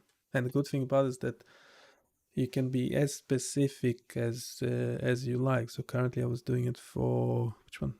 The image compression one. Yeah, and I have already a couple sentences. And you can and it is discrete. It is a discrete wavelet transform, so like a specific case. And yes, and would then explain, what are the parameters and things. But I haven't used it. Did I add it already? No. Image compression? No, I haven't. Yeah, so it is discrete wavelet transform. So it's essentially, I wanted to generate text like essentially what's on the good thing about it is that it can generate stuff that like specific to what you want. So you have the stuff you have on the screen. So I have image compression using discrete wavelet transform, but then I wanted to use, I don't know how to get it to use levels. It's a thing. Because, Leview, the source code doesn't explain it properly as well. So I kind of have to, I'm not sure how to get it to, I wanted to use bit level. Yeah, I wanted to use those terms in its explanation. I don't know if this, and PSNR is a separate thing. It's like how to measure performance. It's the peak signal to noise ratio between original and reconstructed image. And levels and the wavelet type is a thing. So I don't know what this. I expected to. I expected to actually have those in the text or something. Ideally. Can you tell it to just add those into the description? Well, I don't know how. Because I tried it before and once it just ignored. And it keeps going forever. And did it actually use the bit level? The reason I always use this voice text to speech in Edge. It's actually working really well.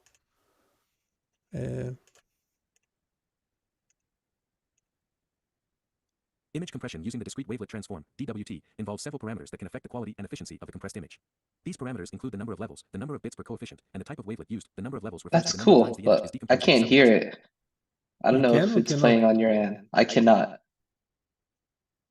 Because it's going into my. Let me check. I want to get. I'm still struggling with OBS. I want to get it right. Because it's meant to be my. Oh, I might. How about now? No. Wait. No. Subbands using the DWT, increasing the number of levels, can improve the compression ratio, but may also introduce more noise and artifacts into the reconstructed image. The number of bits per Actually, let me coefficient check refers to. YouTube. Wait, so.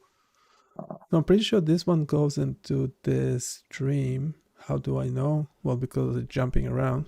I don't actually. Yeah, normally in studio and stuff, they will have the. All the same sound. It just drives me nuts. I don't know how they do it. Because you can hear yourself and everything. You don't know what's what. But Yeah. this is my. Actually, this will be. Now.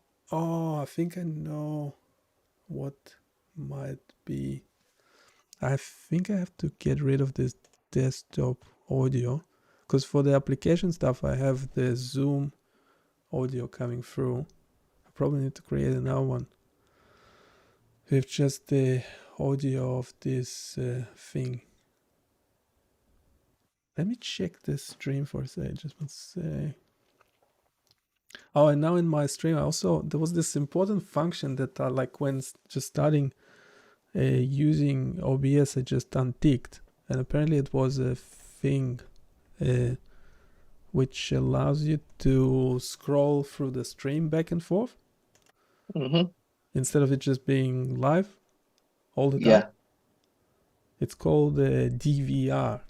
So now I have it enabled, and my desktop audio is off, so I can.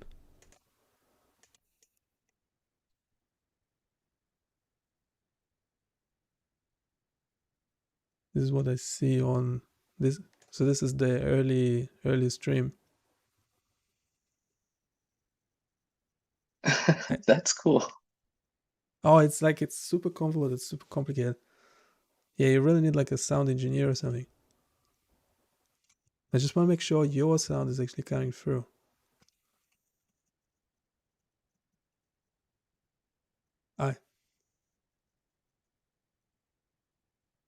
Right, your sound. I know what if I have my desktop, because I have sound coming through Zoom as well.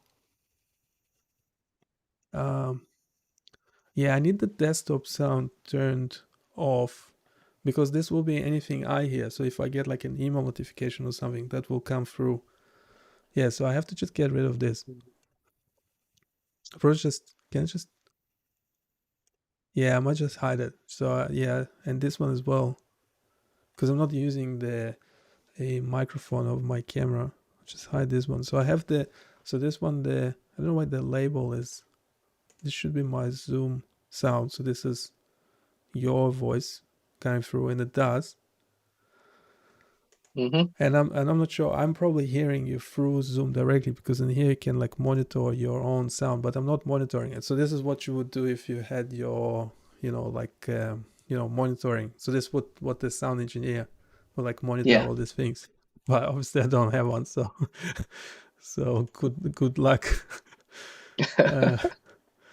Well, yeah. So now I check. Now the best way to do a sound check is from YouTube itself. So I know it's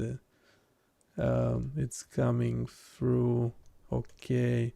Yeah, I'm just trying. I learned so much with like just this stuff, but I'm still messing it up. I And feel this like thing most is, people don't know how to use OBS. oh, it's like super complicated. I mean, yeah, you have so much to it. I mean, you can even have like a studio mode where I think this one will be what you actually see, and you can transit to another. So say here I have, um, and then you actually do the transition, so you can have your. Oh. So you know how in soccer games or something they have multiple streams, multiple cameras or whatever. I'll say if I Mm-hmm. just had myself, yeah, so I can move from what you have on the right to what I have on the left. Yeah, I can see the YouTube is delayed by, even though my delay is set to a minimum. Yeah, that's usually normal though. The latency is set to minimal, ultra low latency. So I can Mm-hmm. tell it's pretty low, because I can see, when I'm doing something, it's like a second or two or three or four. Yeah, but that's okay. It's still really fast. Well, yeah, it's Usually, okay if someone puts something in the chat.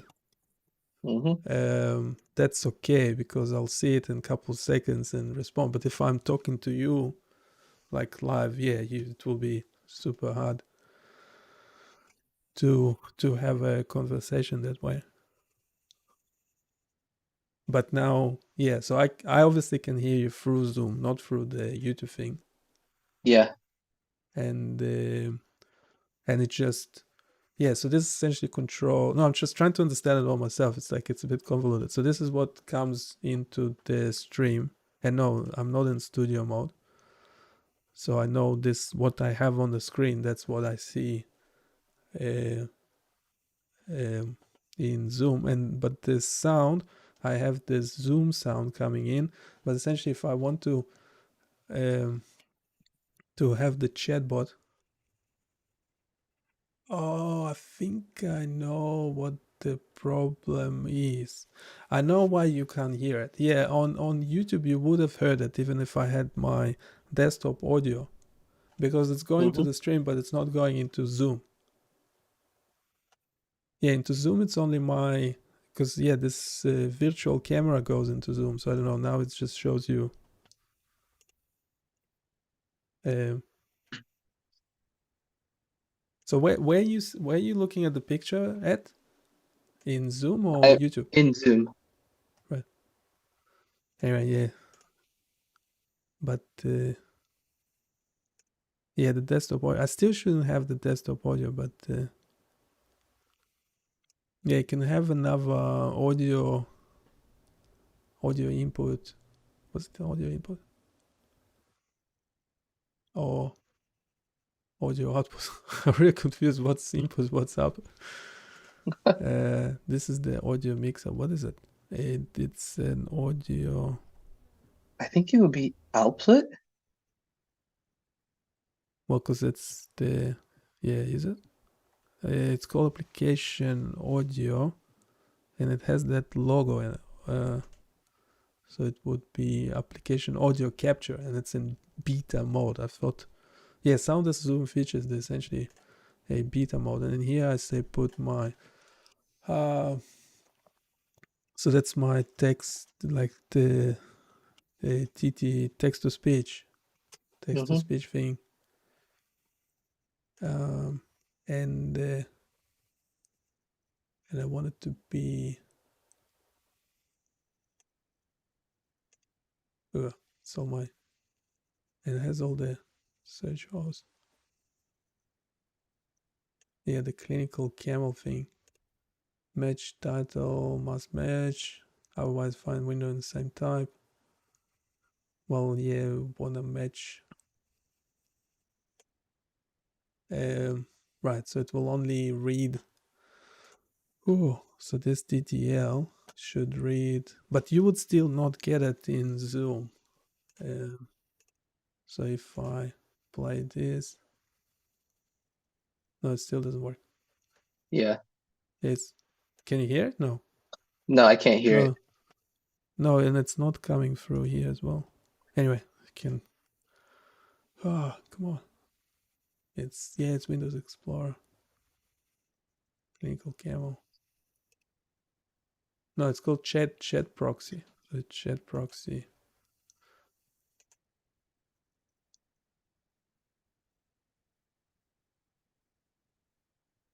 Still Nope, can't hear it. No, I mean I don't know, in Zoom it won't be in Zoom anyway, because I'm using the other thing I'm using is that NVIDIA broadcast thing is the one. Have you seen those things with the eyes? It's also like an AI that corrects your eyes and things. It's pretty No. pretty spooky. Yeah, I was using it all the time everywhere. So this is the NVIDIA thing. I can see it on the screen. Yeah, and you have this eye contact, and when I turn it on, did you see that? So this is it being off. This is where my eyes look, and this is where it's correcting them too. And look, the eyes are fake. So so it's overlaying. So I'm not looking at you, like not looking at the camera. Well, not at you. You know what I mean? Not at the camera. Yeah. This is where I actually look. So I'm looking at my own. It's like where you see my own face on the screen. So I'm looking at my own face, at my own eyes. So now this is the correction, and when I move the screen, like I keep looking at my eyes, and you see at this point, it keeps jumping, and you see my eyes moving. So I'm not actually moving them. I'm not moving my eyes. That's so crazy. I wonder if it works with only one person. No, I've seen videos. People put videos on it. Yeah, those videos become really popular. So if I then, turn this into a video, I get like hundreds. I already got like 300 of views, 350 or something, and it was posted like just 2 months ago or something. So yeah, this is me looking at my own eyes, and if I Yeah, no, this is still. If I move, if I move my head, obviously it's also. Oh. I don't. I keep looking at my own face. So this is where I'm like I'll try. This is me turning it off. This is where I actually look at. Mm-hmm. You see, it's having trouble.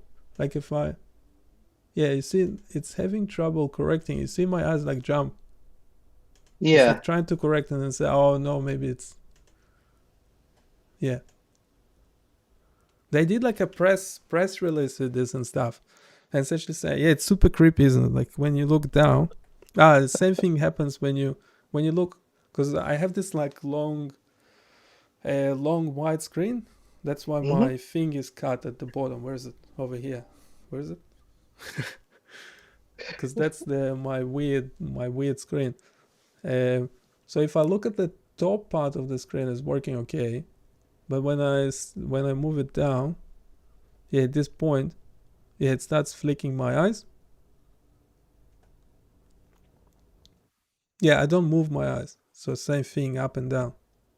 Mm. Yeah, I already did testing for it. It's good that they call it. I'll turn it off. They call it beta, but they did like a big press release where they said, how great this is, and essentially, this is free. Of course, it's free because you only need, a couple of grand's worth of GPU to run it. Yeah. So no, it's not free. But I did a video on it like a while back. So yeah, so I stopped. Because I just had it like on all the time, and then Mhm. it was like people were like freaking out because it's like whatever you do, the eyes, and it's It's especially very, fine. yeah. Yeah, when I look at the other screen, it keeps like so I'm just moving my eyes like normally, but then it will try to correct it as if I'm. Yeah, they should have specifically said that it's replacing like a teleprompter. So if you just say I want to read this text, right? Mm. So we can Mhm. try it out. I haven't actually tried it. So say I put this thing on our screen. So say I had this no. So wait. So say I had something on the screen. How would I do it? Anyway, I need to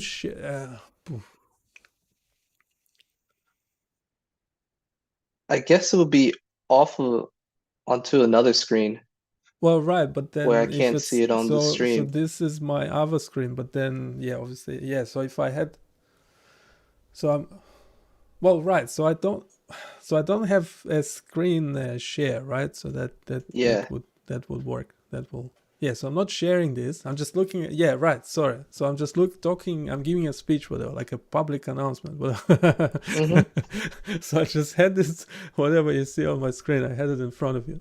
And I start like reading it. So in theory, well, maybe my screen is too wide for this. I need to keep it, keep it at bay. But if this was my script, I could just read, and and this script shouldn't go in the lower part of the page because it will then start, flicking my eyes.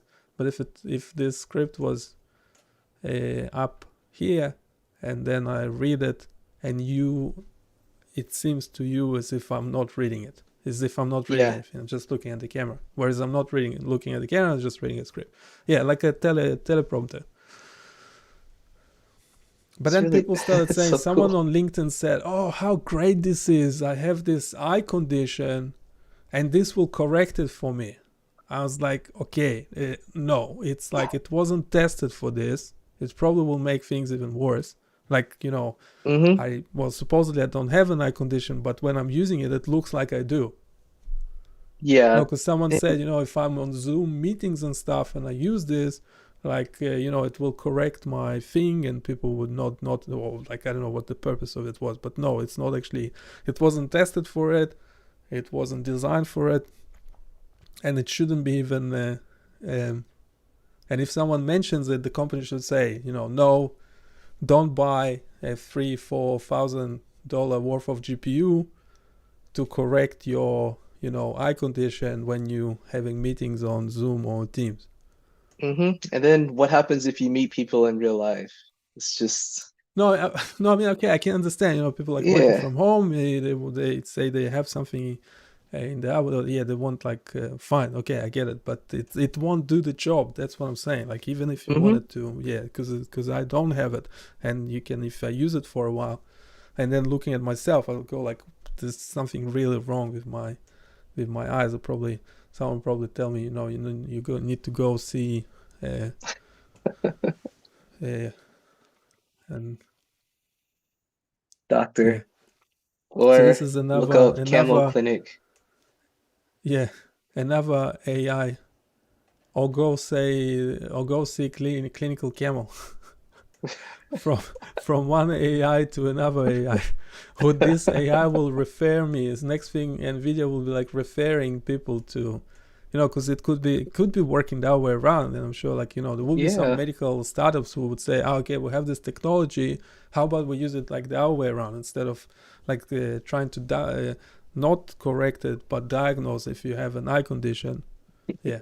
And then I wonder if they will then write a referral to a clinical camel or a chatbot doctor Oh man. to You give you just a need like prescription to another, like Elon Musk's implant. And then feel like in a AI loop, Yeah. And you just try to listen to a Zoom meeting the entire time. You don't understand what's actually happening in the background. What do you mean?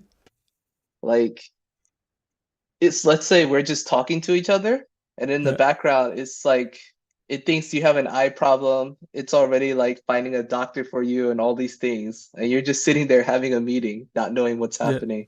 Well, it's probably already happening with speech and the like. Hmm. With speech diagnosis, trying to do. Yeah, there's a lot of startups and things that trying to diagnose people based on just talking, recording your voice for whatever 10 minutes, and then re-diagnose you with a whole lot of conditions. To me, it Hmm. sounds a bit like Theranos. With one drop of blood, you can. Yeah. But there are I still startups like that. The I Theranos saw story one. doesn't prevent them from from doing it. But yeah, uh I saw a use for checking if your child can read, yeah, which is really interesting. So they just read a book or some text, and the AI will tell if they are at the correct level they should be right, for their reading skills. right. Just it's interesting. And then how do you train that across different cultures is another. Right. Well, yeah, I mean, there would be all sorts of. Yeah, you would think if someone created like a chat, like this clinical thing, right? Like, so they're suggesting you can, I mean, eventually something like this specific, if it was a product, this is not, I would imagine this is not a for profit, whatever. Same as Hmm. Bionic Chaos is not for profit. We're not. No, because I'm sure there will be some patients who have some EEG data or something that will say, oh, how do I load my data? How can I, process my data on the website? And the answer is, well, no, you have to contact your clinician for that. This is only research, educational research purposes only. I have a disclaimer. Hmm. uh, but So, yeah, in the same way, this one, it could be geared towards doing like a patient triage. So it's like if it was like so you can't say it would be like a psychologist, or it could just be a chatbot you use when walking into the clinic or online or in person, whatever. Then you talk to this thing, so it determines just roughly how severe the situation is. So then you either get like an expert with 5 years of experience or expert with 20 years of experience, kind of thing. interesting. So I don't think they will be ready to, something like this to get like a clinical clearance, like an FDA clearance and stuff. Yeah. Because the one thing, That's- it will have to be deterministic. You will need to actually, you will have to, so for example, me to be able to assess its response, or an expert to be able to assess this response, you will at least need the response to be reproducible. But if you Yeah, get that's different true. things every given time, yeah, the FDA will have a lot of like trouble with it. But so you could have like in this paper they're actually making a suggestion that that these experts were used potentially to train the model. So if it's like a Hmm. supervised whatever, but they're not saying that. So then the question is like, how is the fact that this person is working for like division of cardiology at University of Toronto, or maybe a clinician, maybe a scientist? I don't know if they're just PhD or MD, or probably like MD, PhD, whatever. But how is the fact that they are like a medical expert helps this model? That's what like I'm trying to get out of it. And no, I don't think there's a clear answer. Yeah, me too. What are they saying there? You just normally just go into the a conclusion. Yeah, open source. They keep saying open source, and then on the website they say that we cannot share the thing. Is introduced as a promising promising tool for healthcare application. And yeah, they're talking about it. I think they came up with this term, this dialogue-based knowledge encoding, whatever, which is fine. It excels in medical exams. Does it? Clinical decision-making tasks and clinical note generation, all while adhering to alignment goals. However, challenges like model hallucinations, I don't understand. Like, how can you say it's like excelling in medical exams, and then it's saying the model is hallucinating? Evolving medical knowledge, multimodal data limitations, and mathematical deficiencies Yeah. remains to be addressed. Yeah, that's another thing. There's a lot of literature on that. That those they cannot solve maths, like cannot do like basic addition or subtraction. Yeah, because Hmm. then they were not designed for it, right? So Yeah. But at the same time, even if this can pass a test, if it's still hallucinating or yeah, so it still a hallucinates. So human, say you took like a mushroom, like a magic mushroom or something. You came to a medical exam. So that's essentially what they're suggesting. If Mhm. you're hallucinating and you're sitting a medical exam, well, okay, this how can you? And here they say it excels in medical exams, but then it's essentially like a medical student will take a some hallucinogenic drug and come to sit a medical exam. So how does it excel in a medical exam? There's a lot of questions about medical exams now that should be asked, because if Mhm. if you're going to a doctor and they pass the medical exam, but this thing can hallucinate and pass a medical exam, then there's a lot of questions about the medical exam. Maybe it should be different. Yeah, yeah. If someone who is hallucinating can pass a medical exam, well then, yeah, you need a follow-up paper. What's up with medical exams? A lot of But doctors are yeah, gonna lose their jobs. I don't think so. I also hope that there is a potential that a lot of doctors will, instead of seeing patients, they will train these models, which, which in my opinion will Yeah. be a not well spent time, because we know with medical care a lot of the um, like a lot of it is about that personal having someone to talk to, and yeah, Hmm.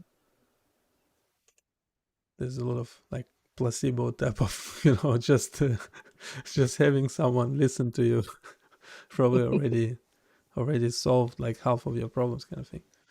but Hmm. That's true too. but yeah, I don't think this will. I just have like, I don't know why they're calling it clinical, because clinical also, like, if the FDA is reading it, it suggests that it's a clinical, because you have like Preclinical, it's like, animal study kind of thing, or, modeling, Mm-hmm. which this is. So it should be like preclinical, if anything. Clinical suggests it's already in patients. So you have like a clinical trial, and once it's something, called a clinical product, it suggests patients are already using it. And in this case, like, no, this word is should have a big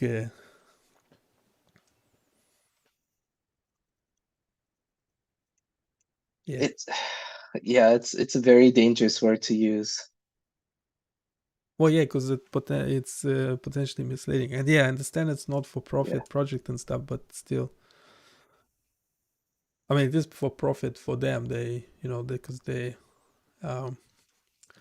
get promotions and things based on their publications and stuff. Mm-hmm. And also would be interested. So this one just came out. It was submitted just last week,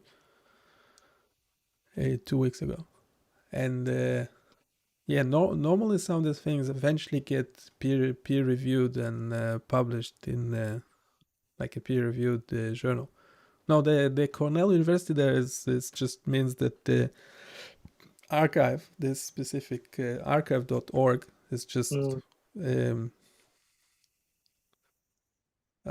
it's that foundation, Simon's Foundation, and it's, I think, Cornell is just hosting the dataset. Oh, okay. They're not actually, if you submit a paper, they're not actually, there is some sort of basic, very rudimentary check. They just check that you have like the right sections in the paper, Mm-hmm. that the paper like looks like a paper, but no one actually, I mean, even with peer review, it's just someone read it, and they haven't actually tested anything in it. So it doesn't mean that whoever peer reviewing the paper actually replicated the study or anything.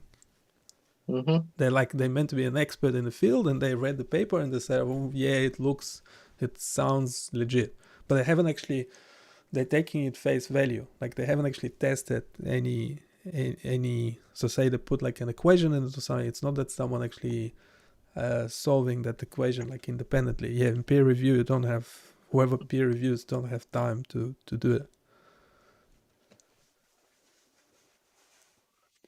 But they're just essentially saying, yes, it sounds like the right methodology was used, and so on and so forth. Yeah. And yeah, and you will be lucky. Yeah, I mean, yeah, a paper like this. I mean, yeah, there will be more papers like this like coming out. And I mean, there will be already a lot of papers. Yeah, those just came out in like last year, 2022. All this. I don't know what. Yeah, you can look at the reference list. Yeah, probably the reference list here will be more interesting than the thing itself. Yeah, and those will be legit. I assume those will be legit. Yeah, will be fine. Yeah, you can check if this paper was written by ChatGPT or not by just putting those papers in. And some of them just, this one is an open source chatbot impressing GPT-4 with 90% asterisk ChatGPT quality. What? And there's a website to it. Yeah, I have so many questions. There's another About preprint. I don't know what that is. IO awareness sounds, So this one, clinical node generation from doctor patient. This is also a preprint. But this will be, it will come up in any. So this was from also just came out. Medi QA chat. So I don't know what that is, but that's an interesting thing. But it just came out. I'm just saying, yeah. So say this one was published in Cell. What's called on the cusp, considering the impact of artificial intelligence language models in healthcare.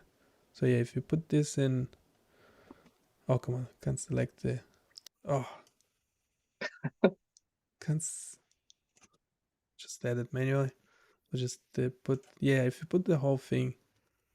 it's a PDF file. Yeah, Yeah. it has a door. This would I don't think this will be a PDF file. This is a link. Where's the? I mean, copy link? the research paper. It's so hard to select stuff in a PDF file for some reason. Right. Yeah, it's weird. Yeah, so this thing will be. Yeah, so I want to. Yeah, with a proper paper, even if you just did the authors, yeah, we'll just. So if I put it in this authors, I would expect it to come up with this title, like as the first entry in Google Scholar. I'll just try this. Yep, and it comes up with one paper. It's a legit paper. Cell. That's the journal. Yeah, because the other thing was just making up references. And this will be whatever cookies. Yeah, it's behind a paywall. Yeah, sometimes you should have access as a student, but sometimes you can still find it as a it's on ResearchGate. Anyway, this is a legit paper, and yeah, this will be an interesting one too.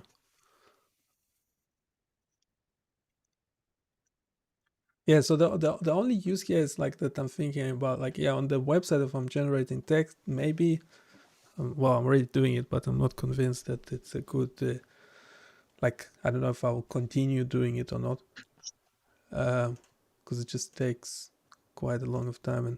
But another use case is, yeah, it's like now we're having this conversation, and essentially we're having, all these chatbots, chipping in. So it could be useful that way if you could just host a podcast if your ChatGPT as a co-host. You can have multiple co-hosts. Well, that's essentially what I was doing when no real human is available, because we're all super busy, right? So you could just give it to the co-hosting.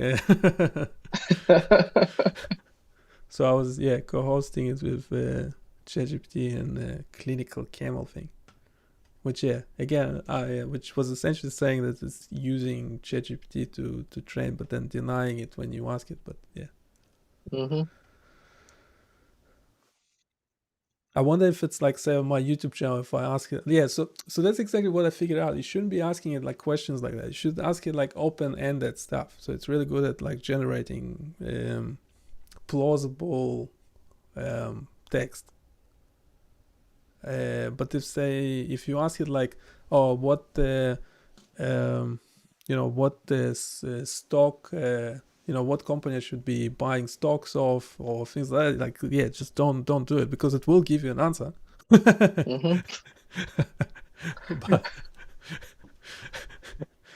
But beware if it can come like make up all sorts of things. So you have to limit it to. So I guess I was asking it. So I should stop asking it like, oh, where did you get this information? All these type of questions, or who owns this or that. But just don't, because it's like it's by definition making up stuff. So like humans do. Yeah. Like whatever is right now coming out of my mouth, it's essentially a model of that, because you don't know. I might be hallucinating. I might be hallucinating, and I don't know I'm hallucinating, or I'm just saying rubbish, and I'm just as long as you agree or half agree, then I'll keep generating rubbish. Yeah.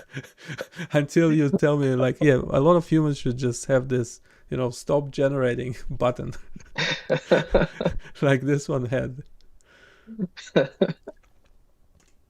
Once it's generating.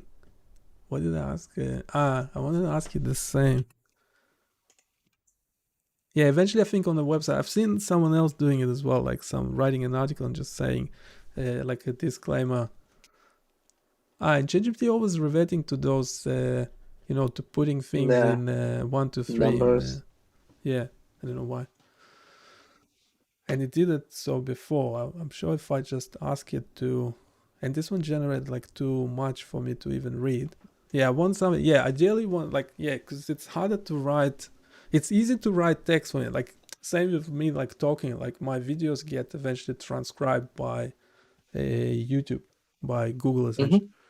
But yes, it's just if you can't possibly read it, it doesn't make any sense. It's too long.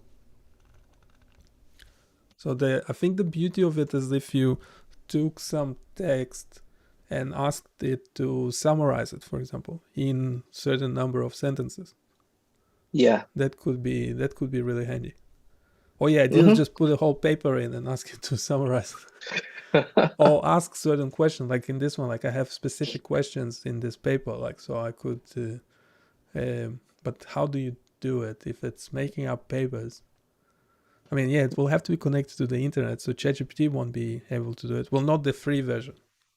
Like Bing Chat will be able to do it, maybe. Bing Chat probably will tell me, I can't actually, I can't open PDF or something stupid like that. Yeah, because I was asking it about my own website and stuff, and it would say, like, it will start making up stuff. Yeah, that's what we did already.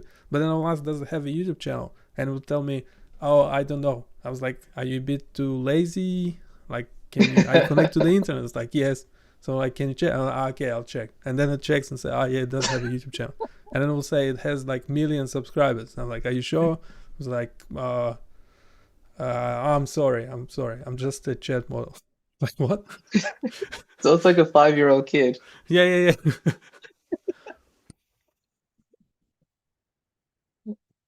Uh, Yeah, it's crazy. Yeah, it's gonna be.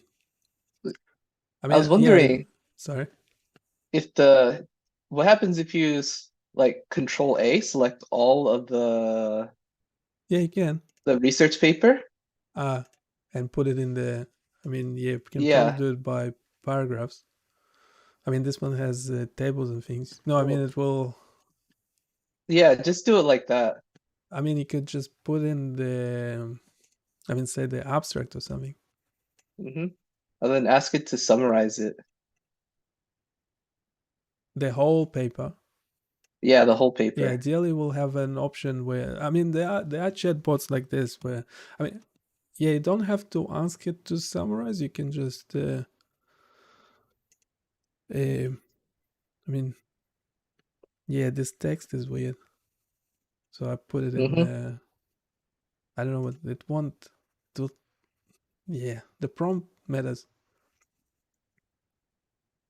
Well, it is summarizing.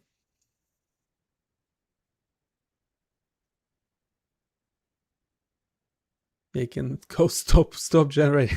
But yeah, it's essentially just gave what 4 or 5 3 4 sentences and well, yeah, then you have to read all this yourself, right, to know if it's like now can do the same thing but yeah, I'm not sure how useful it is. Like you need to control, like, yes, you will need to actively, I guess, you need to be like somehow actively using it, not just kind of assuming as little as possible. Like say, and generating say one sentence. I don't know if you can generate the same in one sentence or something, but it was interesting. Yesterday I tried it. Like I was generating like one sentence, then 2 sentences, and then 3 sentences of the same thing, and it's actually interesting to do it that way, because you kind of see how how the ideas process. Something how something evolves. But this thing kept ignoring me, because I asked for, I don't know, it doesn't work.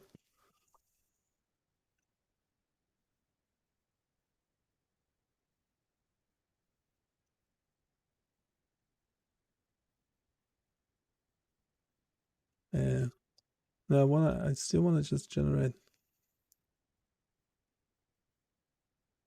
Yeah, it is 2 sentences, so thanks for that. This one was good at it, because before I was asking 4 and it generated only 3. And because this is something I want to actually use. Discrete Wavelet is a technique used to blah blah that involves decomposing the image into different scales and orientation through wavelet coefficient. Yeah, this is interesting because in one explanation it didn't go into the, because the wavelets is, you have the wavelet and it will change, it will decompose the whole data that you have into those wavelets, but it will change the width and height and other things. But which this kind of says, but not in a great way. The quality of the and efficiency of the compressed image can be affected by a number of levels, the number of bits per coefficient, and the type of wavelet used. So it's pretty good. Don't particularly like the first sentence, but and yes, I was doing like putting this into a Word and like generating several types, potentially of different. I don't know how much difference does this make, but just put it 0.5 just for the sake of. And then I was just reading them, 4 or 5 of them. This one is, no, it's different. Optimized by adjusting the number of them. It is a bit involves decomposing the image into different scales and orientation. Now the first sentence of the first thing was better. Yeah, it's kind of funny like that. It's it's hard to assess, and I'm not exactly sure if this temperature actually doing anything,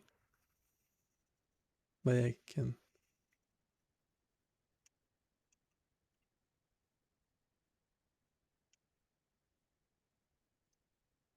Yeah, this first, yeah, I'm not sure if this, how to use this thing. Have to try the new thing, but and ChatGPT like same.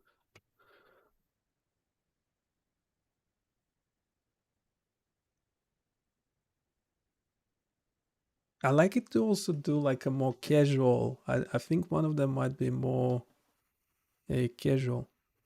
In image compression, using the levels determine the depth of the compression, while the bit level, this is much better. While the bit level controls the quantization precision of coefficients. I think it's correct. Pretty sure it's correct, and it's much better first sentence. Additionally, the choice of wavelet type shapes the transform function, affecting the compression performance and preservation of image features. It's actually much better. Well, it's just like a subjective assessment seems better than what because yesterday was like the other way around. I liked what this other chatbot generated.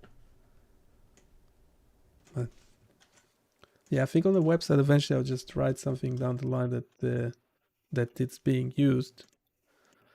But eventually we'll have to like rewrite it or something. Or mix and match and stuff. Yeah, could probably do it like sentence by sentence. Oh, that would be interesting. Well, ideally, you will like instead of doing this, you will have like if you wanted like a paragraph and you want, and you know what the structure that you want, because I kind of know what I want. So that's the other thing. If you really know what you want and you can write, you just write it yourself, kind of thing. But I could generate it like sentence by sentence. I know, first like image compression using discrete wavelet transform in one sentence, then mention like levels of it in another sentence, bit level in a third sentence, and the wavelet type in fourth. So that potentially, I don't know if that it will take more time. I don't know if you can you like you can automate these things with like an API and stuff, right? You should be able to. Yeah.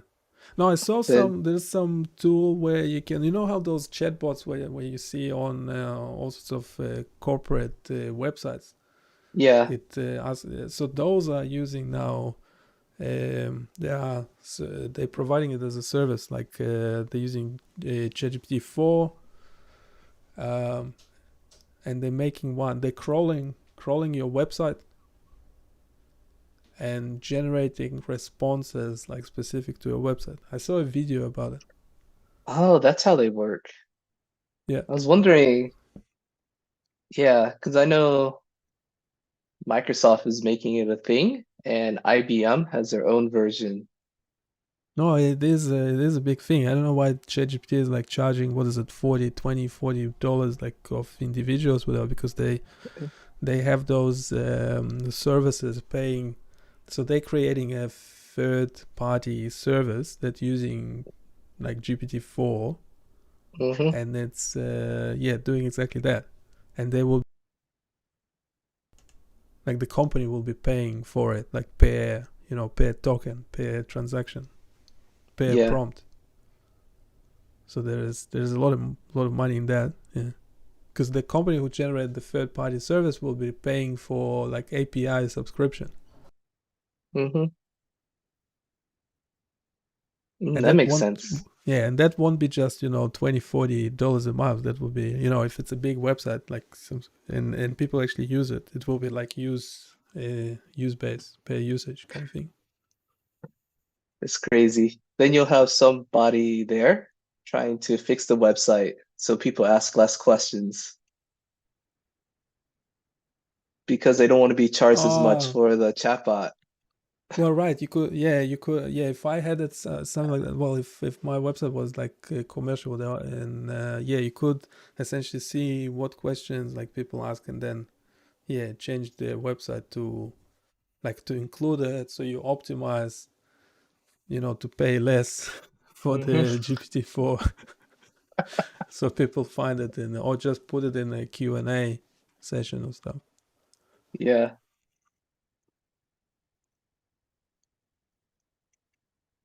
Yeah, I don't know. Man. Those sentences. Yeah, it would be interesting. Like, I'm thinking like mix and matching them together. So yeah, maybe if I put it in like one.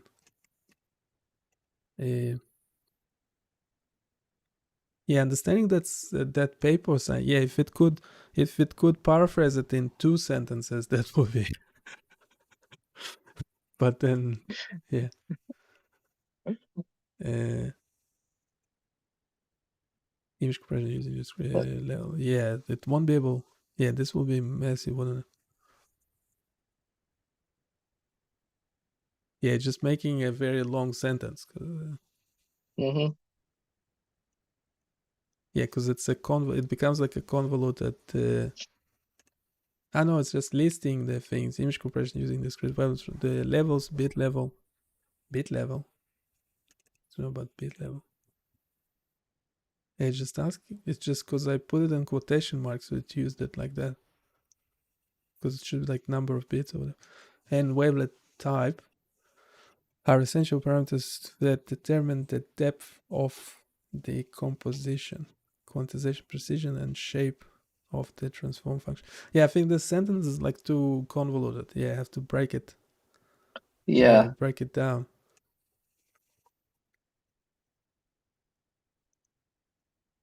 It seems Because like it's trying to maximize the one sentence.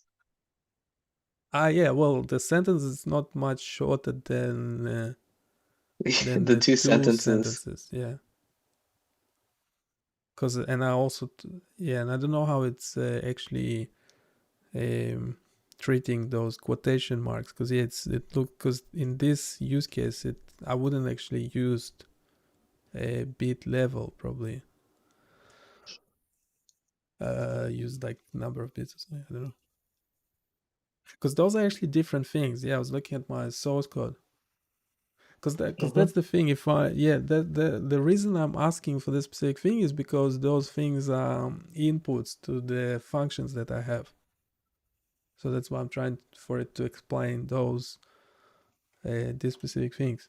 But now I'm thinking, because those are separate inputs to the function, I might want to have them as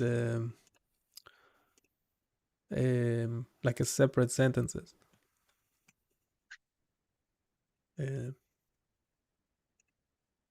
So if I have image compression, if I had something like image compression using Weber transform, like bits,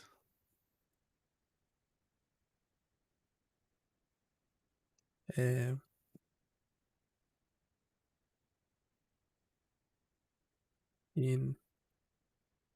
a number of bits in image compression in one sentence, and then do it for each one of those. Yeah, maybe that's something.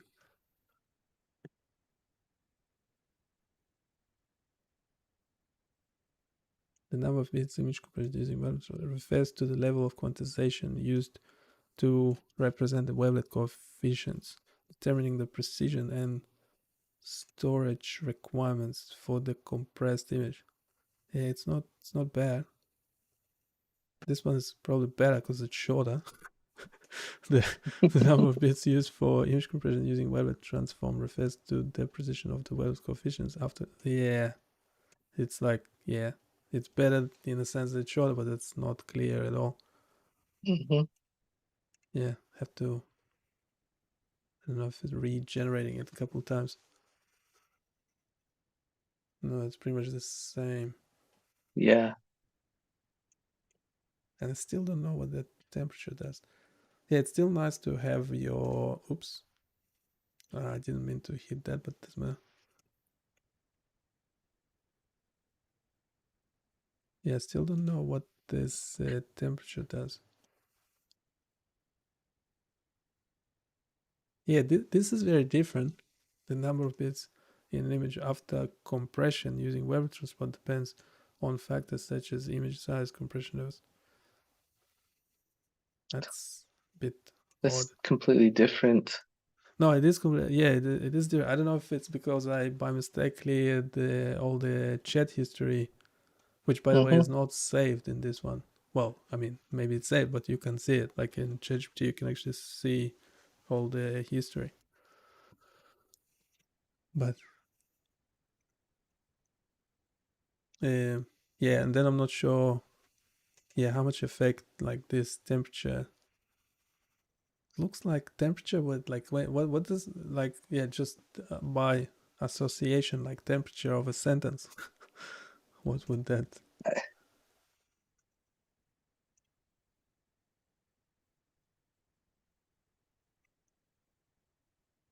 No, it keeps giving like the same thing. Yeah, the ChatGPT here doing better. Wait, did you just change the temperature?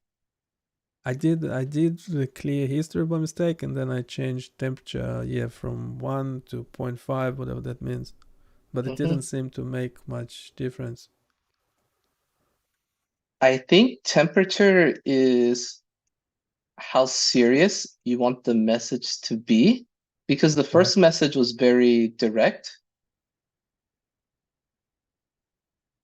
No, never mind.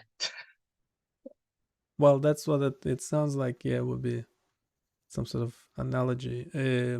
What's called like a euphemism for something. Yeah. Like the comparing temperature to, say now that I'm talking, like what temperature I'm talking in. What's the temperature of what my brain is generating at the moment. Maybe when it becomes more aggressive or something.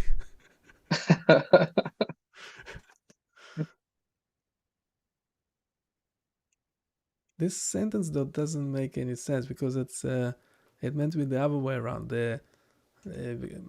It's like the number of bits is the input, but this sentence suggests that the number of bits depends on something else. But that's not what I was asking for. I'm referring to the bits level as input. So what that affects. number of should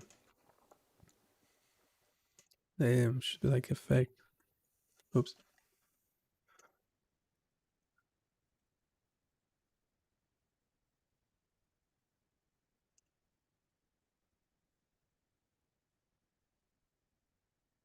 Yes, it's meant to be. The effect of number of bits in image compression using web is that it determines the level of detail in and quality of the compressed image, with more bits resulting in a high quality image and less. Well, it's fair enough. It's not a great sentence though. Like it could be.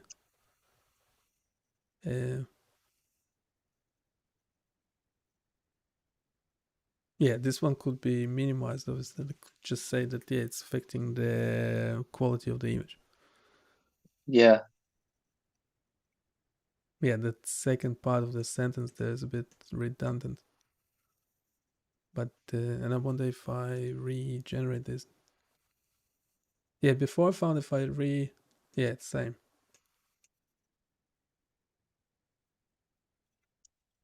Anyway, yeah, can.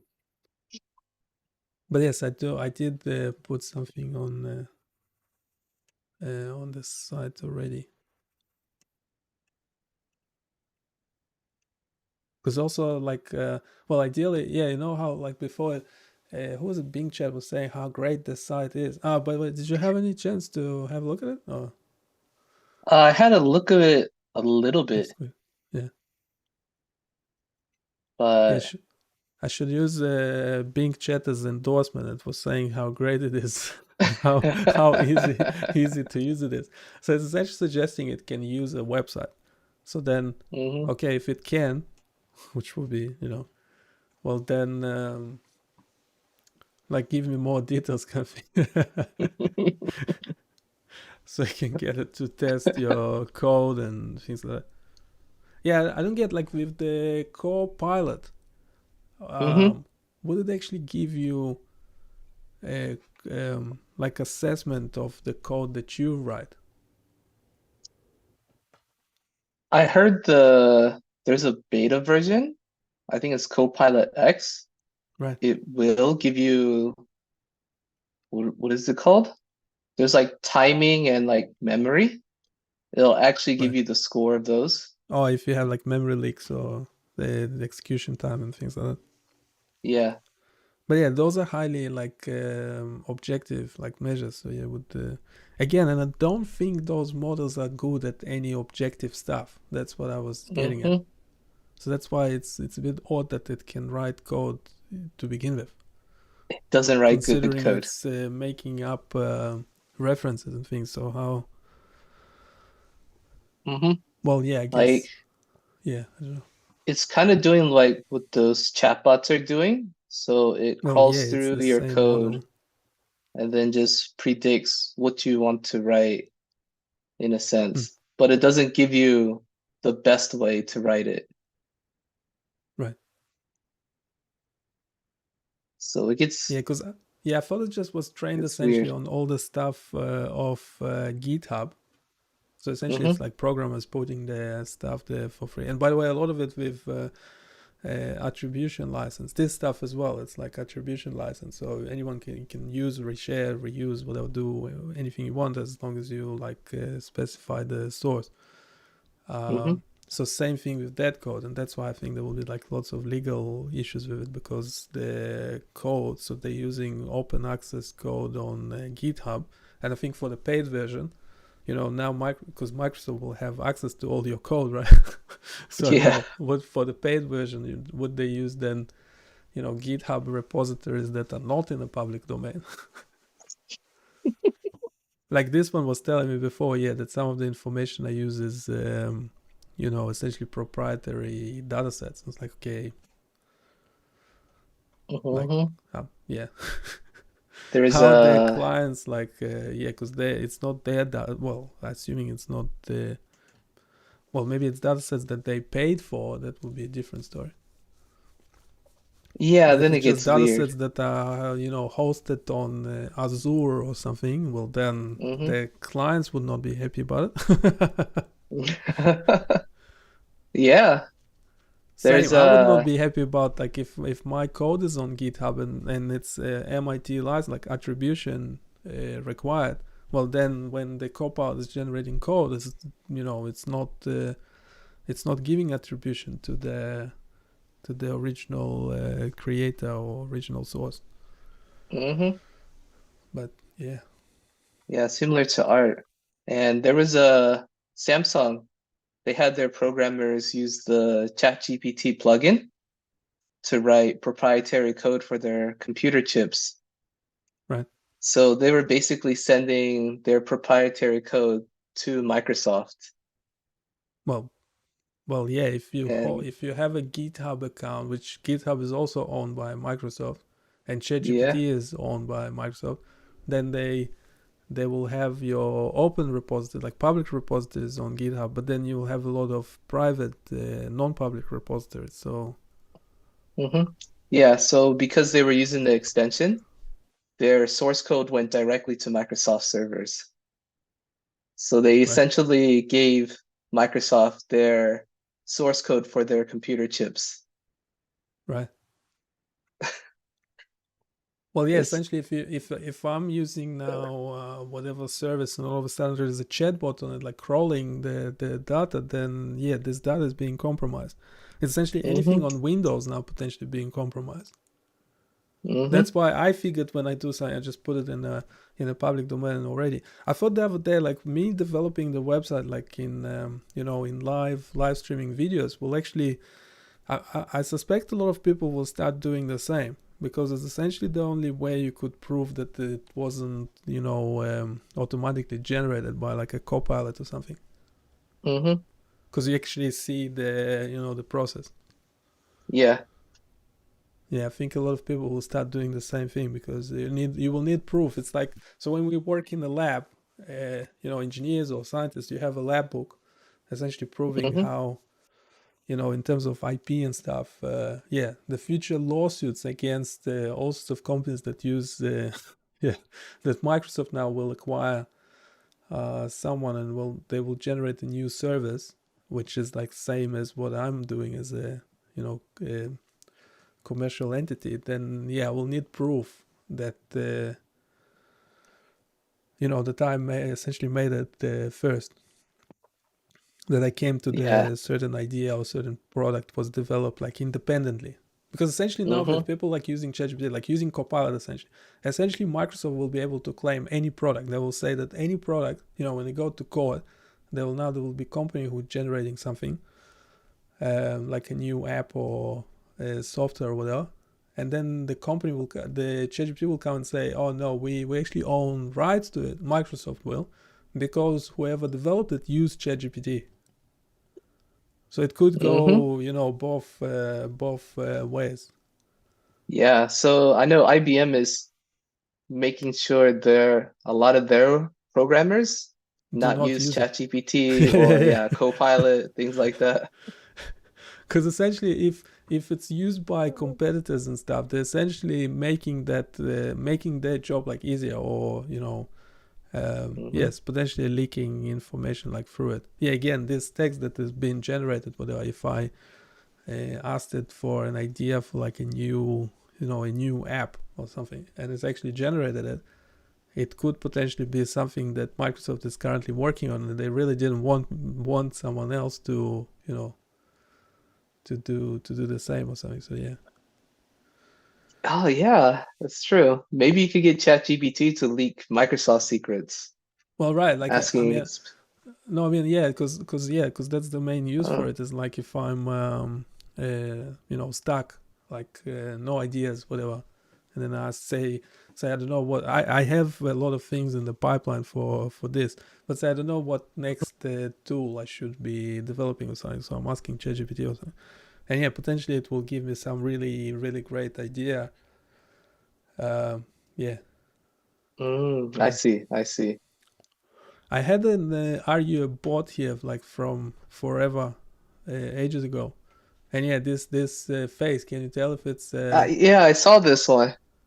it's from? So, Wait, it has a yeah. This, have you seen this website? This Actually, No. so this one gives you one image of a person, and this one is this. So these are all fake images. Every time Mm-hmm. you refresh it, it will generate the face, and it's there. Yeah, if someone watches this video and they like freak out, oh, why are you showing this person, face or talking about them, whatever. Yeah, and people just don't get it. Like they'll literally like say, I'll say something bad about this person's something. Yeah, they will all freak out, not realizing that this person doesn't exist. And I had this conversation with someone that said, yeah, you shouldn't be showing like faces of children and stuff. Like say, well, again, it's a computer generated image. Mm-hmm. So this one I use over here. It's yeah, it's Yeah. it's When a bot HTML on the website. So hopefully, like Mhm. all bots go here, and then it has to solve the following equation, and you need to put like a number here, but the numbers keep flipping about. Yeah. So it's something for a bot to. Um, I think it will flick. Actually, you are not a bot, but if just by chance the answer is correct.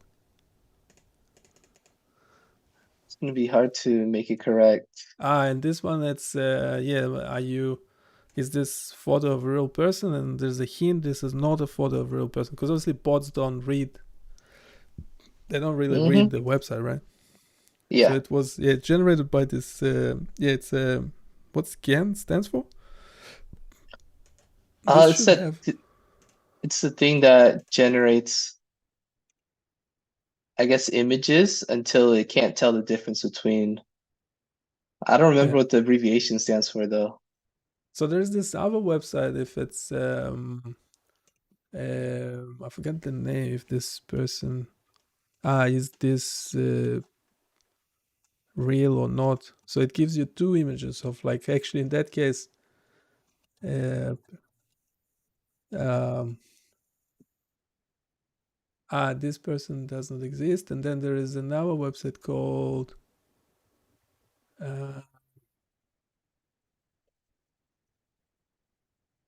No, it's probably been this New York Times magazine.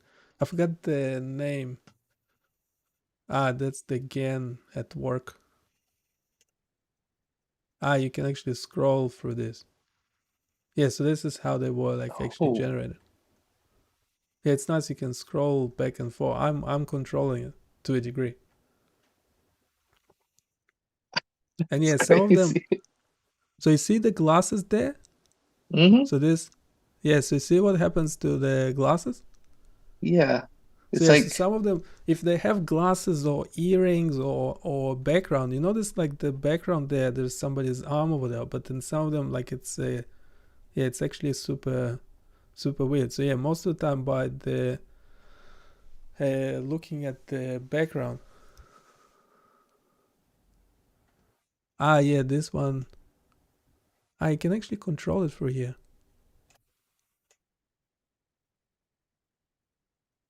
Yeah, it's pretty cool. It's on NewYorkTimes.com. It must be some sort of, again, open source thing. Yeah, that's the thing. The glasses there, they like in certain images, they just you can see the frame, but only partially. yeah. Yeah, it's really cool that they have it. Yeah, that looks really good. And yeah, and what people don't, yeah, they'll go like if I said something about the, the looks over there, they like go, people go bazook. And yeah, and I had this interesting argument with someone like who said, yeah, but I said it's not a real person, and they would say, but it might be. But there might be a person. I'm like, yeah, there might be a person like that, but there is no reason to believe that someone will claim that's them. So if I said it specifically something about like appearance of this Mm-hmm. particular person, there's no reason to believe that someone will get offended by it. That will say, oh no, that is me. Yeah, it would be interesting to see if you could generate like yourself with GAN. So like like they do in like police, generating Yeah. But no, It's it's kind of an interesting question. But yeah, so this earrings, yeah, in here there will be, I think there will be like articles like showing you, yeah, the earrings will be off. Any garments Mm-hmm. like hands, yes, like the number of fingers and things. Yeah. But this is optimized for faces. So this one is an interesting article because I think they actually explain, how to determine that they are fake.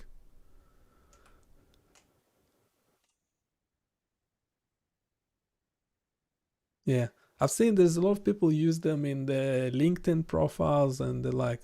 Yeah, it will generate a lot of this rubbish kind of. It will just sprinkle in things in hair and what's not.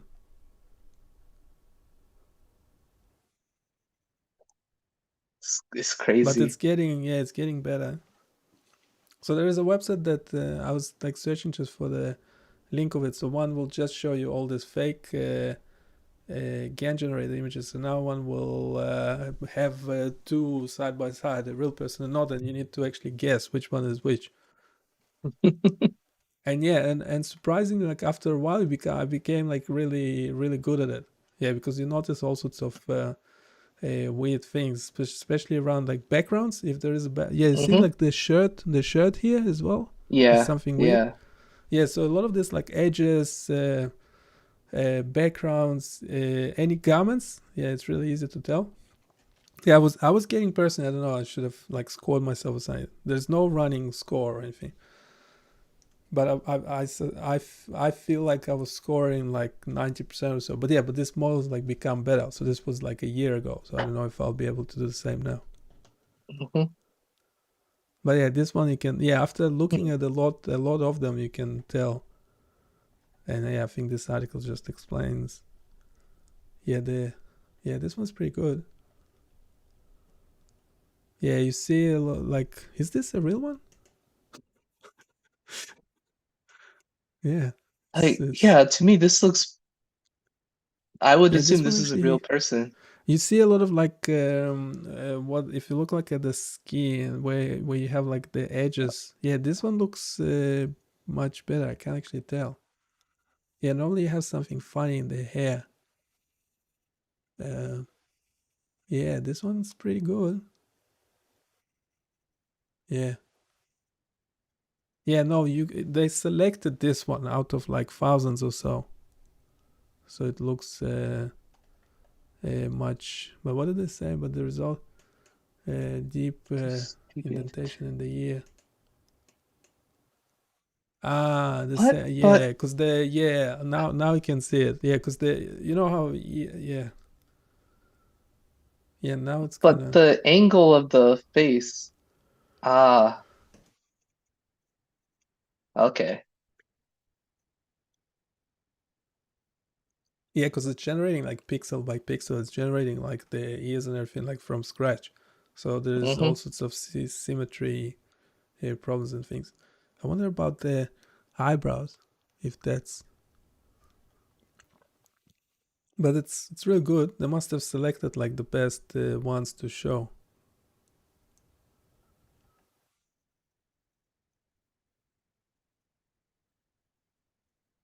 Yeah, I mean this one is a clear Mm-hmm. because of this hair. Yeah, this type of hair that looks like not realistic. Yeah, I think they will say something about the Yeah. ear as well. But yeah, it's that bit. But there would be other bits in it as well. But yeah, after you've seen like a lot of them, they're much easy to.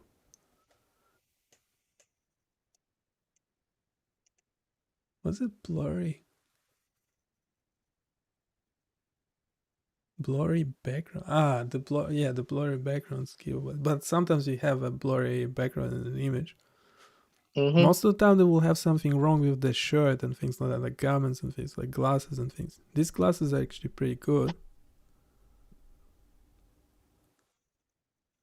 Yeah, you can see over there. Yeah, the hair is pretty good. And yeah, they selected like the best ones as well. Yeah. But yeah, Yeah. Only thing I could tell on him was just, like you said, his shirt. Yeah, but the in the shirt normally right you have side. really, really bad things with shirts. Yeah, but on the So inside of yeah, it, this is it's the like, actual website where they got it from. Yeah, you ah, see really okay. bad. Like there's a collar, Yeah. no collar. Yeah, things like that's normal. Yeah, so they selected like the better ones. Those are just random. Yeah, you see hair like this thing. Yeah, background is totally off. Yeah, Mm-hmm. so that yeah, something in the ear. So it's kind of assumed.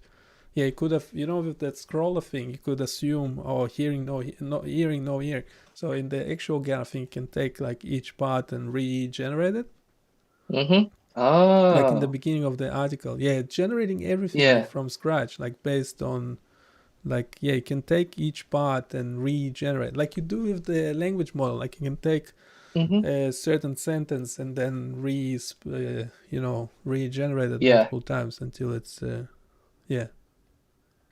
So yeah, this is not what this one is. This one is preset as well. Obviously, it's not the actual GAN. It's just yeah, yeah. The glass is there. Yeah, it's crazy. Yeah, it's generating every single hair, everything like from scratch. But this is obviously like pre-recorded, like on the website, just a fake. But you can Mm-hmm. have a GAN like that, where you have like the multiple parameters and things. I wonder if I should. I want to do something similar as well.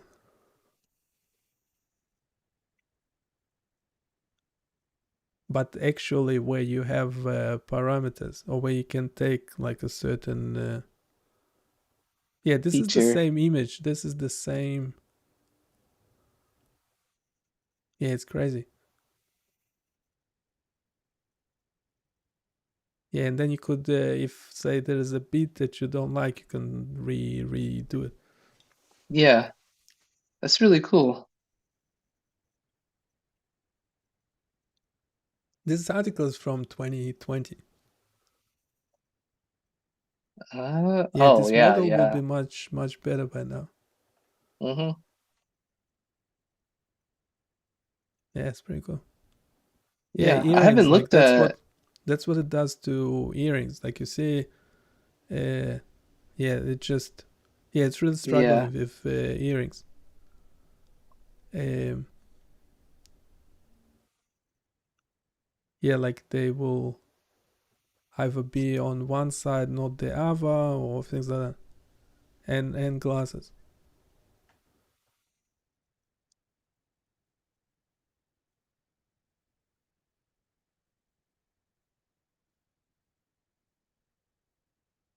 Yeah, it's pretty good. But I don't know, they just selected certain phases or something. No, they must have generated it, this example, using the actual GAN. Yeah, that's what I Um, think they did. yeah, no, they must have generated this as a video essentially. But on the website, obviously, it's not generating anything because it's the same. Mm-hmm. But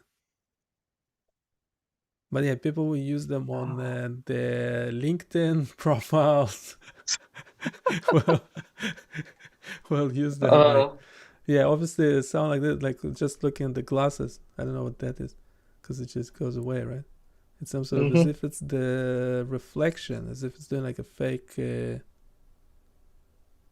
Yeah, but obviously you could just give this to recruiters, right, and say who are they more likely to hire. Like some like, yeah. So it's if they Yeah. look younger or older, if they have glasses or not. Like say, would you hire this guy or that guy? Mm-hmm. And just give them like a. This one is really good. Like I can't tell. Yeah, the shirt is okay. Yeah, the background is blurry, but that's fine. You have images with a blurry background because it's focusing on the face, right? But I can't Yeah, tell. it's I can't tell anything else. Like some of them are way more obvious. Yeah, there will be something on the transition. And I don't know why would I assume that like in my head I assume this is like one person and this is another person. In reality, there's no Yeah. difference. There's no one, there's no border between the two. They're all Mm-hmm. the same. Like each time I scroll the mouse, it will be like a different person. But for some reason, one looks more like why in my head I have some sort of distinction between, where in my head it's like this is one person, this is the next person kind of thing. Yeah. I was Obviously, thinking the the same model thing too. doesn't have it. It, Yeah, you have like oh, it's everything in so between. weird. Yeah, it's on did you have the link? It's just on the. Yeah. You got it. Uh-huh. Yeah, it's even weirder when you play with it yourself, like when you can, because it feels like you're controlling, like you're making people or something, like generating people. Yeah, It's that's a true. it's a godlike experience. It's, But yeah, I wonder if they can do this with video now. well, I mean, you could just generate video out of it as well, right? But if you like, yeah, you could make like Like the a change live like this, and video. then the last person, well, the last image, that person just walks away, right? Like just stands up Mm-hmm. and walks out of the Yeah. frame or something. Yeah, yeah. Yeah. No, so this GAN would not be able to do it, but other algorithms will do that. Yeah, no, this one's specific for faces and stuff. Well, at least if they took it off this website. And yeah, and some of them Mm-hmm. are really bad, but then you get yeah, you can kind of tell. Yeah, normal like the hair or the where you have. Yeah, this one's. There will be something about like the symmetry of it and stuff like that.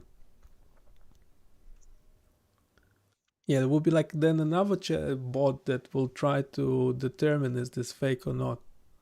Mm-hmm. Yeah, it's always messing up the earrings. Yeah. And in this case, the color seems fine, but sometimes it messes that up. Yeah, it's something about the positioning of the eyes, which same with what I was showing before with the the eye correcting thing. Mm-hmm. It's like always centered. Yeah, yeah, yeah. It's no, but when you've been given like two images, like a real person, no, then it becomes much easier. That's the website. Yeah, no, you see the eyes here. Yeah. And again, that's not a real person. If I'm making comments about this person's eyes, don't worry, that person doesn't exist. it was literally pixel by pixel computer generated Yeah. image. But yes, Wait. to me it looks like there's something with just the orientation of the eyes. Like Mm-hmm. they're looking into, if this eye looking this direction, the other eye looking that directions. Which again, it's possible to have but then again, the Yeah, her earring, ear. the hair here, this just doesn't look realistic, because it's just trying to continue something. It's as if it doesn't know where to go. Like that bit, it's not clear. Is it like hair or is it just part of the background? Mm-hmm. But yeah, so some of them are much better than others. Obviously, in that New York Times article, they just selected the best ones. And yeah, they must have used the original. Yeah, that's what. It's obviously better if you could use the original thing to. Yeah, if those are earrings, they're totally off the charts. Something with the eyes as well. Mm-hmm. But yeah, but if someone used something like this on a LinkedIn profile or something, yeah, that would be good luck. You'd never know. Yeah. Unless you're actually paranoid. Because these images are actually like they predefined. There's nothing being generated as I refresh the page. So that's what I'm saying. If you actually use the GAN network, it would because it's all I think it's all open source. Specifically the GAN. There will be GAN 1, 2, and 3 with those as well. but it's meant to be all open source and stuff.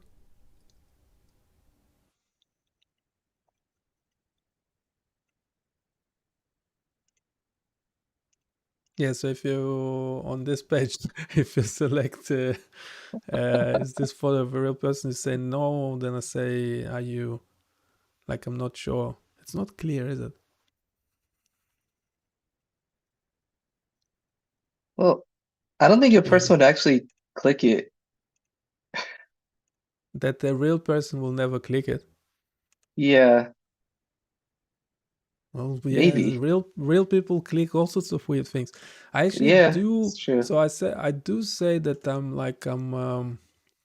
I'm not actually. I don't have any cookies with it. I'm using an ad blocker on Firefox, but on another browser I do see ads. So I have ads, just one Mm-hmm. on a page. I do say that I don't track anything. I don't have like my own cookies. There's some Google cookies Mm-hmm. for the ad. That's just used for that ad window. There's nothing to do with the website, and that's not Yeah. information that I get. It stays with Google, whatever. But then, because I'm hosting everything, I do have all the IP addresses. So if you use the website, so every time you loaded the website, Mm. I get the transaction. You clicked Mm-hmm. on any of the tools, I get a transaction. Yeah, and every API request, I think actually I never actually looked at it. Well, because most of the time it's me testing it, so it's just my IP, like all the time. But it is possible. I mean, yeah, you can. I don't know if I need something like Wireshark to be running and recording.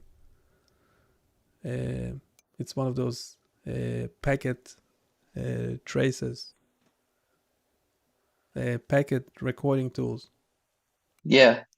But I don't have it running, whatever. But so I do get something, but I'm not sure how detailed it is. No, I'm pretty sure if you clicked on something, so say when you access this, because this is essentially my IP address, Mm-hmm. and you access that, yeah, I'll have a transaction for that. I'm not sure if this will be an API request to the same server. I'm not sure if I have, if I'm tracking those. I don't think so. So if every time you click on this, there's like an API request being generated. Mm. It is on the same server, but my server assumes it's it's like a different machine. So it's a different port. Yeah.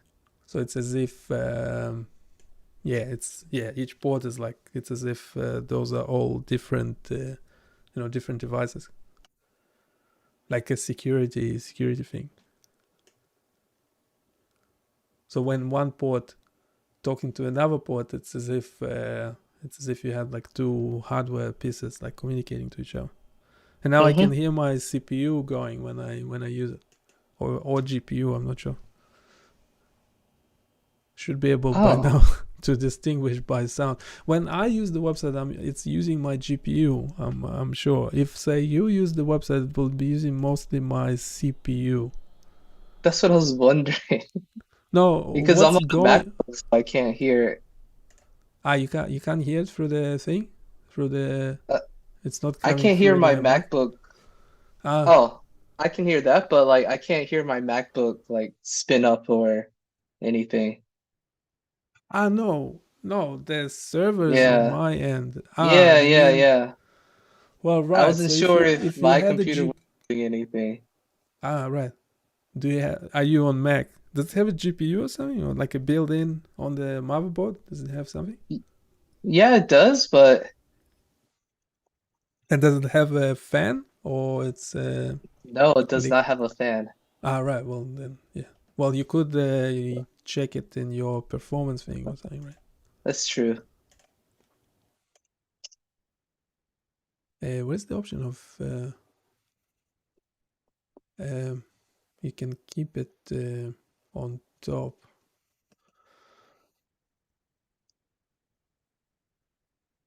What?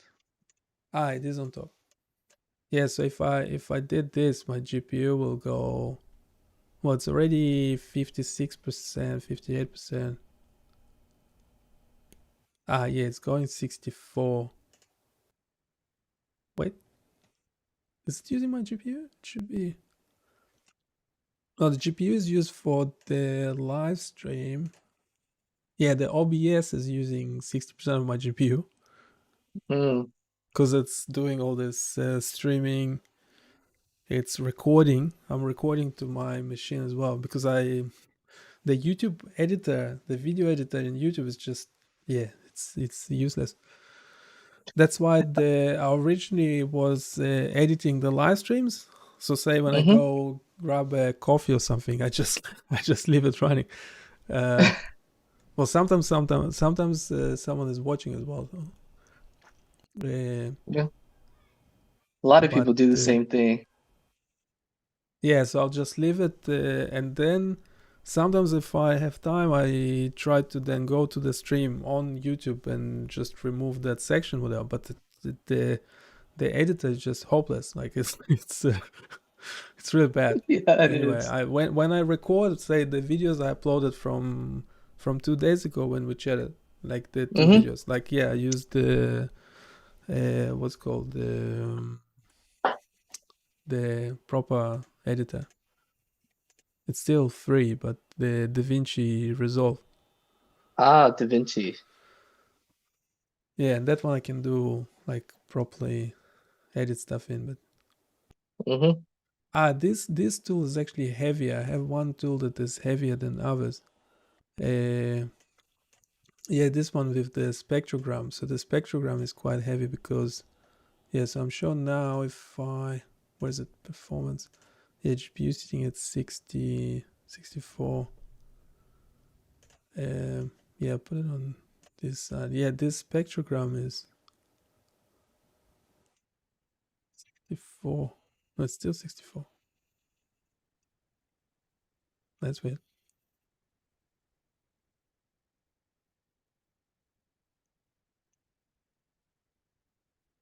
And I'm sending.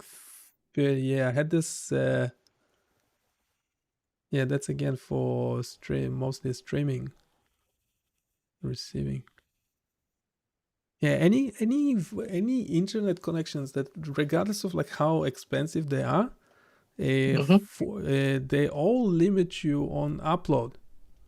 So you can have crazy large like download speeds, but the upload will be still like essentially 40 or 50 megabits per second is like the maximum that you can get.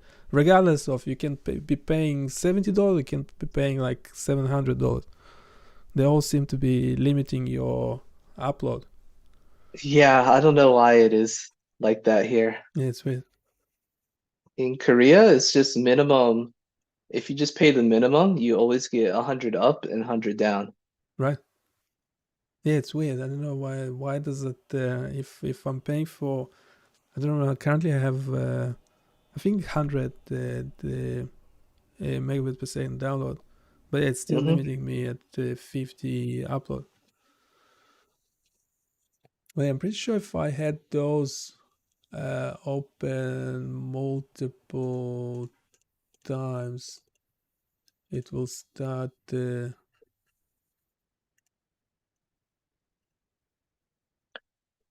Yeah, I was testing it the other day, but yeah, I was. Oh, come on.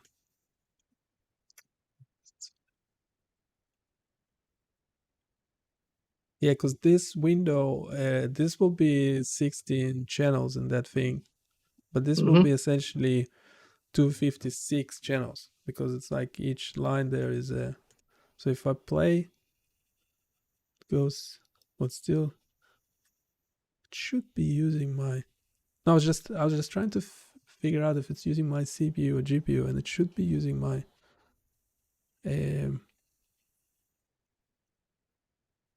Yeah, it's still 64.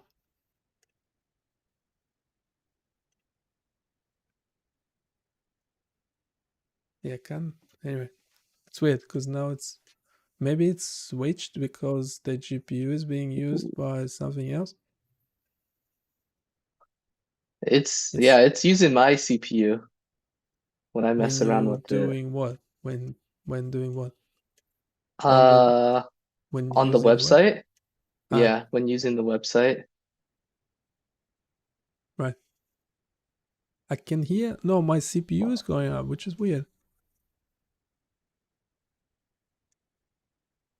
So you're using it as well at the moment? Mm-hmm. I'm wondering what I can. Yeah. So when you use it, I should see it in. Where is it? Yeah, that would be the application website. But that would be when I'm using it. We'll be using it as well because it's when I use it, it's as if I checked it before. It's as if I'm. So this application web server. So when you're doing something, where is it? Application. It should this one. Oh come on, sort by name.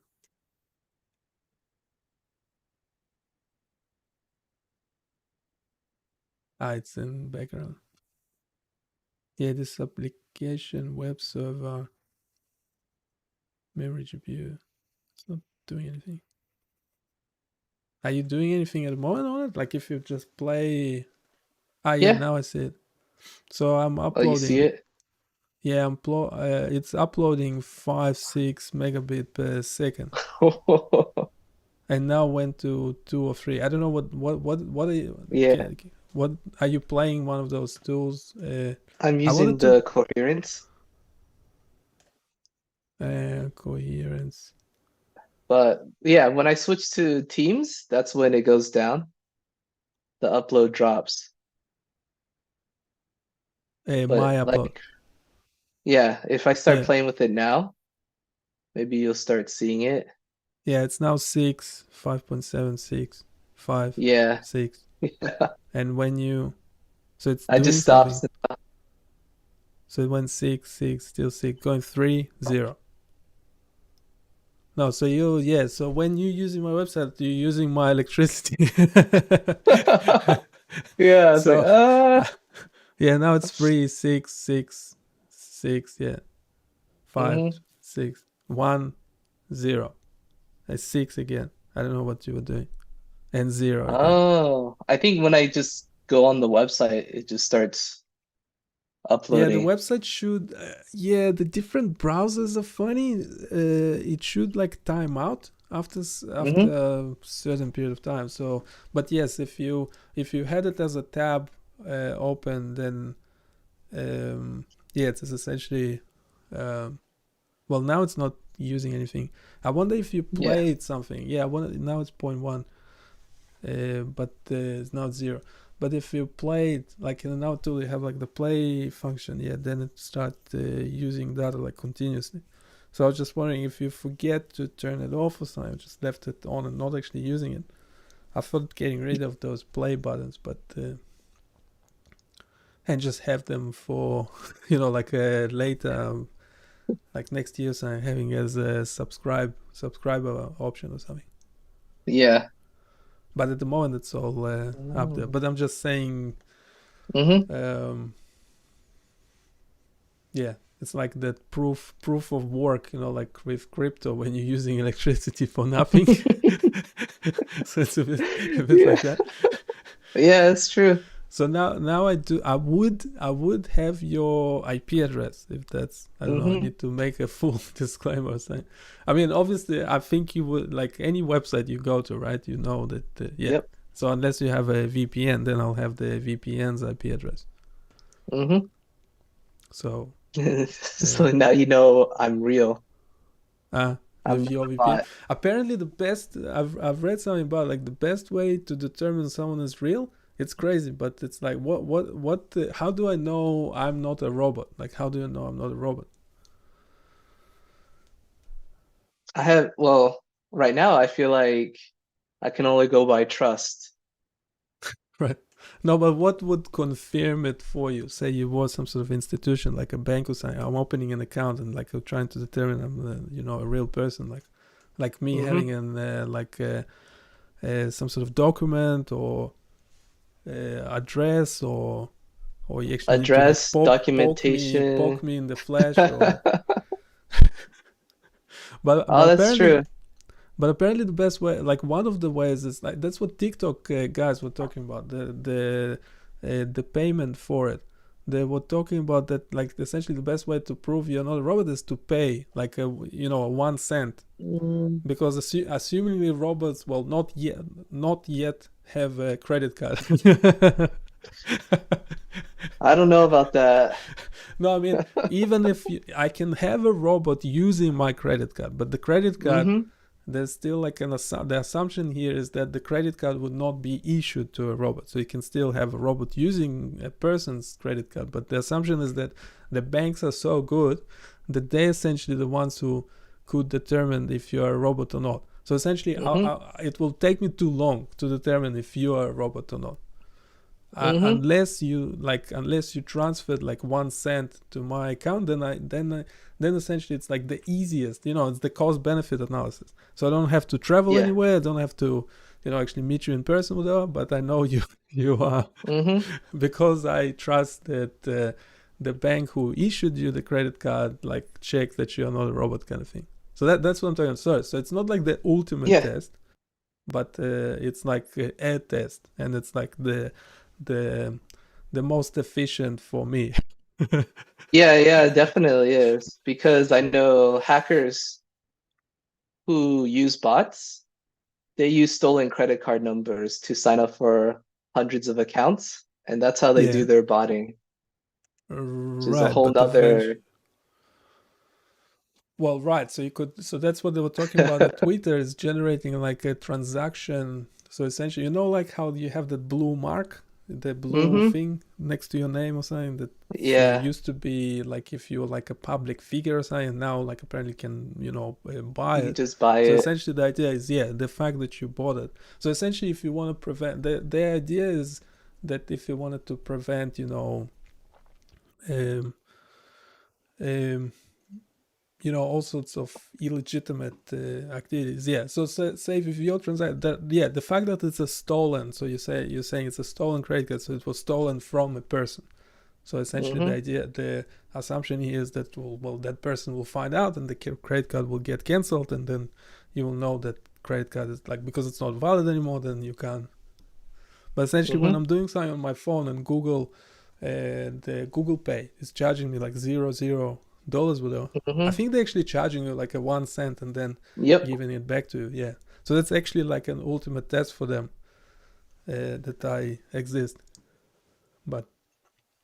But yeah, so now with this test, I can probably also prove to you that I'm not a robot, but by you, using this website, and I can actually show you my like electricity, going up and down. So essentially, you using like something that I'm potentially paying for. Like, there's not Yeah. direct proof, but you saw it before. This is me proving that my server is hosted on my own machine, for example.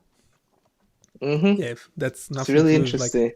nothing to do with personhood, but just another proof of something. I don't know. Yeah. But yeah, and I got your IP address, and I don't know. Yeah, I have to check. I was thinking if I have enough of that data. Yeah, I'm making like a disclaimer. Well, it's obvious. Hopefully, it's obvious for most people that when you're using a website, every time you click on something is being stored somewhere. It doesn't mean that someone's actually looking at it, but and I Yeah. don't know who. Like I wouldn't, when I will be looking at it, like in a week time, I won't remember that, like when like I wouldn't know it was you. Hmm. But yes, but Well, potentially I could get like all the, every time you poke something on the website, I will have the IP address and the hmm the service, that the port essentially on my machine that was used. yeah. So But I have to go really soon, yeah, cool. and I was Yeah, thanks for wondering. joining in. No, it's fun. If you can later on, if you can find my IP address and I tell me the I location don't of have it. many users anymore, so that will be Yeah, another yeah, thing. yeah. Well, It's I'm probably actually all my curious. IP address, and then every now and then I Yeah. see someone else. Because Yeah. that's the other reason I actually placed an ad on it. Is like I'm making Mm-hmm. like sense. I made like in 5 months. The 3 or 4 months that I had an ad there, I made Mm-hmm. like $12 or something.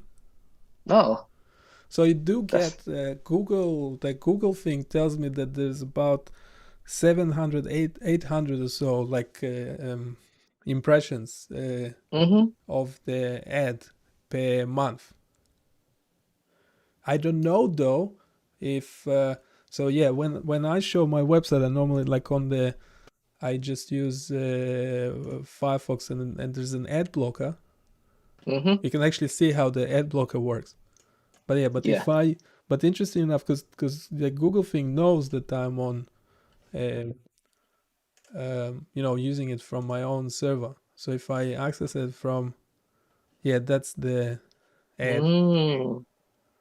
So it's, I think it's removing it from the. I don't get anything for it.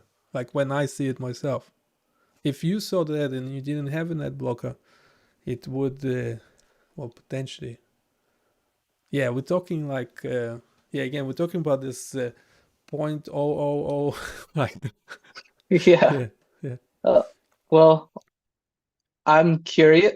The reason I I'm asked was I'm I'm just trying very to make those curious. ads better, like, Yeah. because currently they're just I like see. random. So that's why that's why I'm trying to add the text, just so whoever uses it gets. Well, normally if you use, because those are Google ads, it will just know where else you serve, so it will Mm-hmm. serve you something you're interested in if you logged in and stuff, if you're using it from like a. But yeah, but this one I was trying to add the. So hopefully eventually this ad will be something more relevant than designing a shed, a custom shed. Need an industrial shed. I'm like, no, I'm talking about EEG and ECG. Like, no, sometimes it will give, no, many times it did. I can actually review all the ads that's being Mm. giving, showing people and stuff. Because yeah, I can say if I don't like an ad or something, I can then, even if it showed it to you, I can then review it and get rid of it, like so it doesn't show it anymore. But yeah, That's really interesting. trying to scroll through my own thing, it will just be, I don't know how to do it unless I automate it like very heavily. Yeah, it's Mm-hmm. not very useful. It's just it's kind of useless transaction. He pays for the electricity. Yeah, yeah, yeah. Yeah, it's fine. Yeah, because yeah, yeah. Hopefully, eventually this thing of the ad will just pay for the server's electricity. That's the idea. But yeah, Okay. cool. I gotta head out now. Yeah, cool. Thank you for joining Yeah. in. No, thank you. Again, it's really interesting. It's really fun too. Yeah, it will be a whole different story if someone is actually using the website and you can just see them do that. I don't know if Hmm. especially if someone like Yeah. haven't used it before, or, like first, first time, like those Yeah, YouTube videos. that's what I was gonna ask you next time, if you could just show me what is actually happening in one of these Right. on one of the pages. Well, that's what my YouTube channel is all about. Yeah. So I did videos on Okay. most of the except the last one, that one. So there are videos of me like developing or using it, and Hmm. most of them have actually videos like in the page itself. So at the bottom here, it's not very organized, but so say this tool will have the tool which you can use and change and play with. Hmm. And then at the bottom you have the YouTube video, which you actually can watch from the website, so you don't have actually to go to Hmm. YouTube. And that's me using the same tool. Oh, okay. Yeah, yeah, yeah. YouTube will be funny like that. Like it shows other related videos and things. Ah, okay. Okay. But some of them I have to like record Yeah. again and again. It's a whole different story. Like if you actually use it, then you might notice something weird. I can actually change it or improve it, make it better, things like that. Mm-hmm. Yeah. Yeah, definitely tomorrow. Something I'll do. Hmm. It's really interesting. Oh, we could do it like yeah, we could do it like in another one of those live sessions or something. Mm-hmm. Okay. All right. Send me a message later on Cool. if you want to do it later. All right. No, I'll talk to that you would be later. awesome. Thanks, man. All right. See See ya. you soon. Bye. Bye. Try and yeah, that's what you see in OBS. It's the same screen again. Have to I can just remove it like that. Put the logo back on the left. And we might end it here. And I'll see you in the next tool or video. Bye.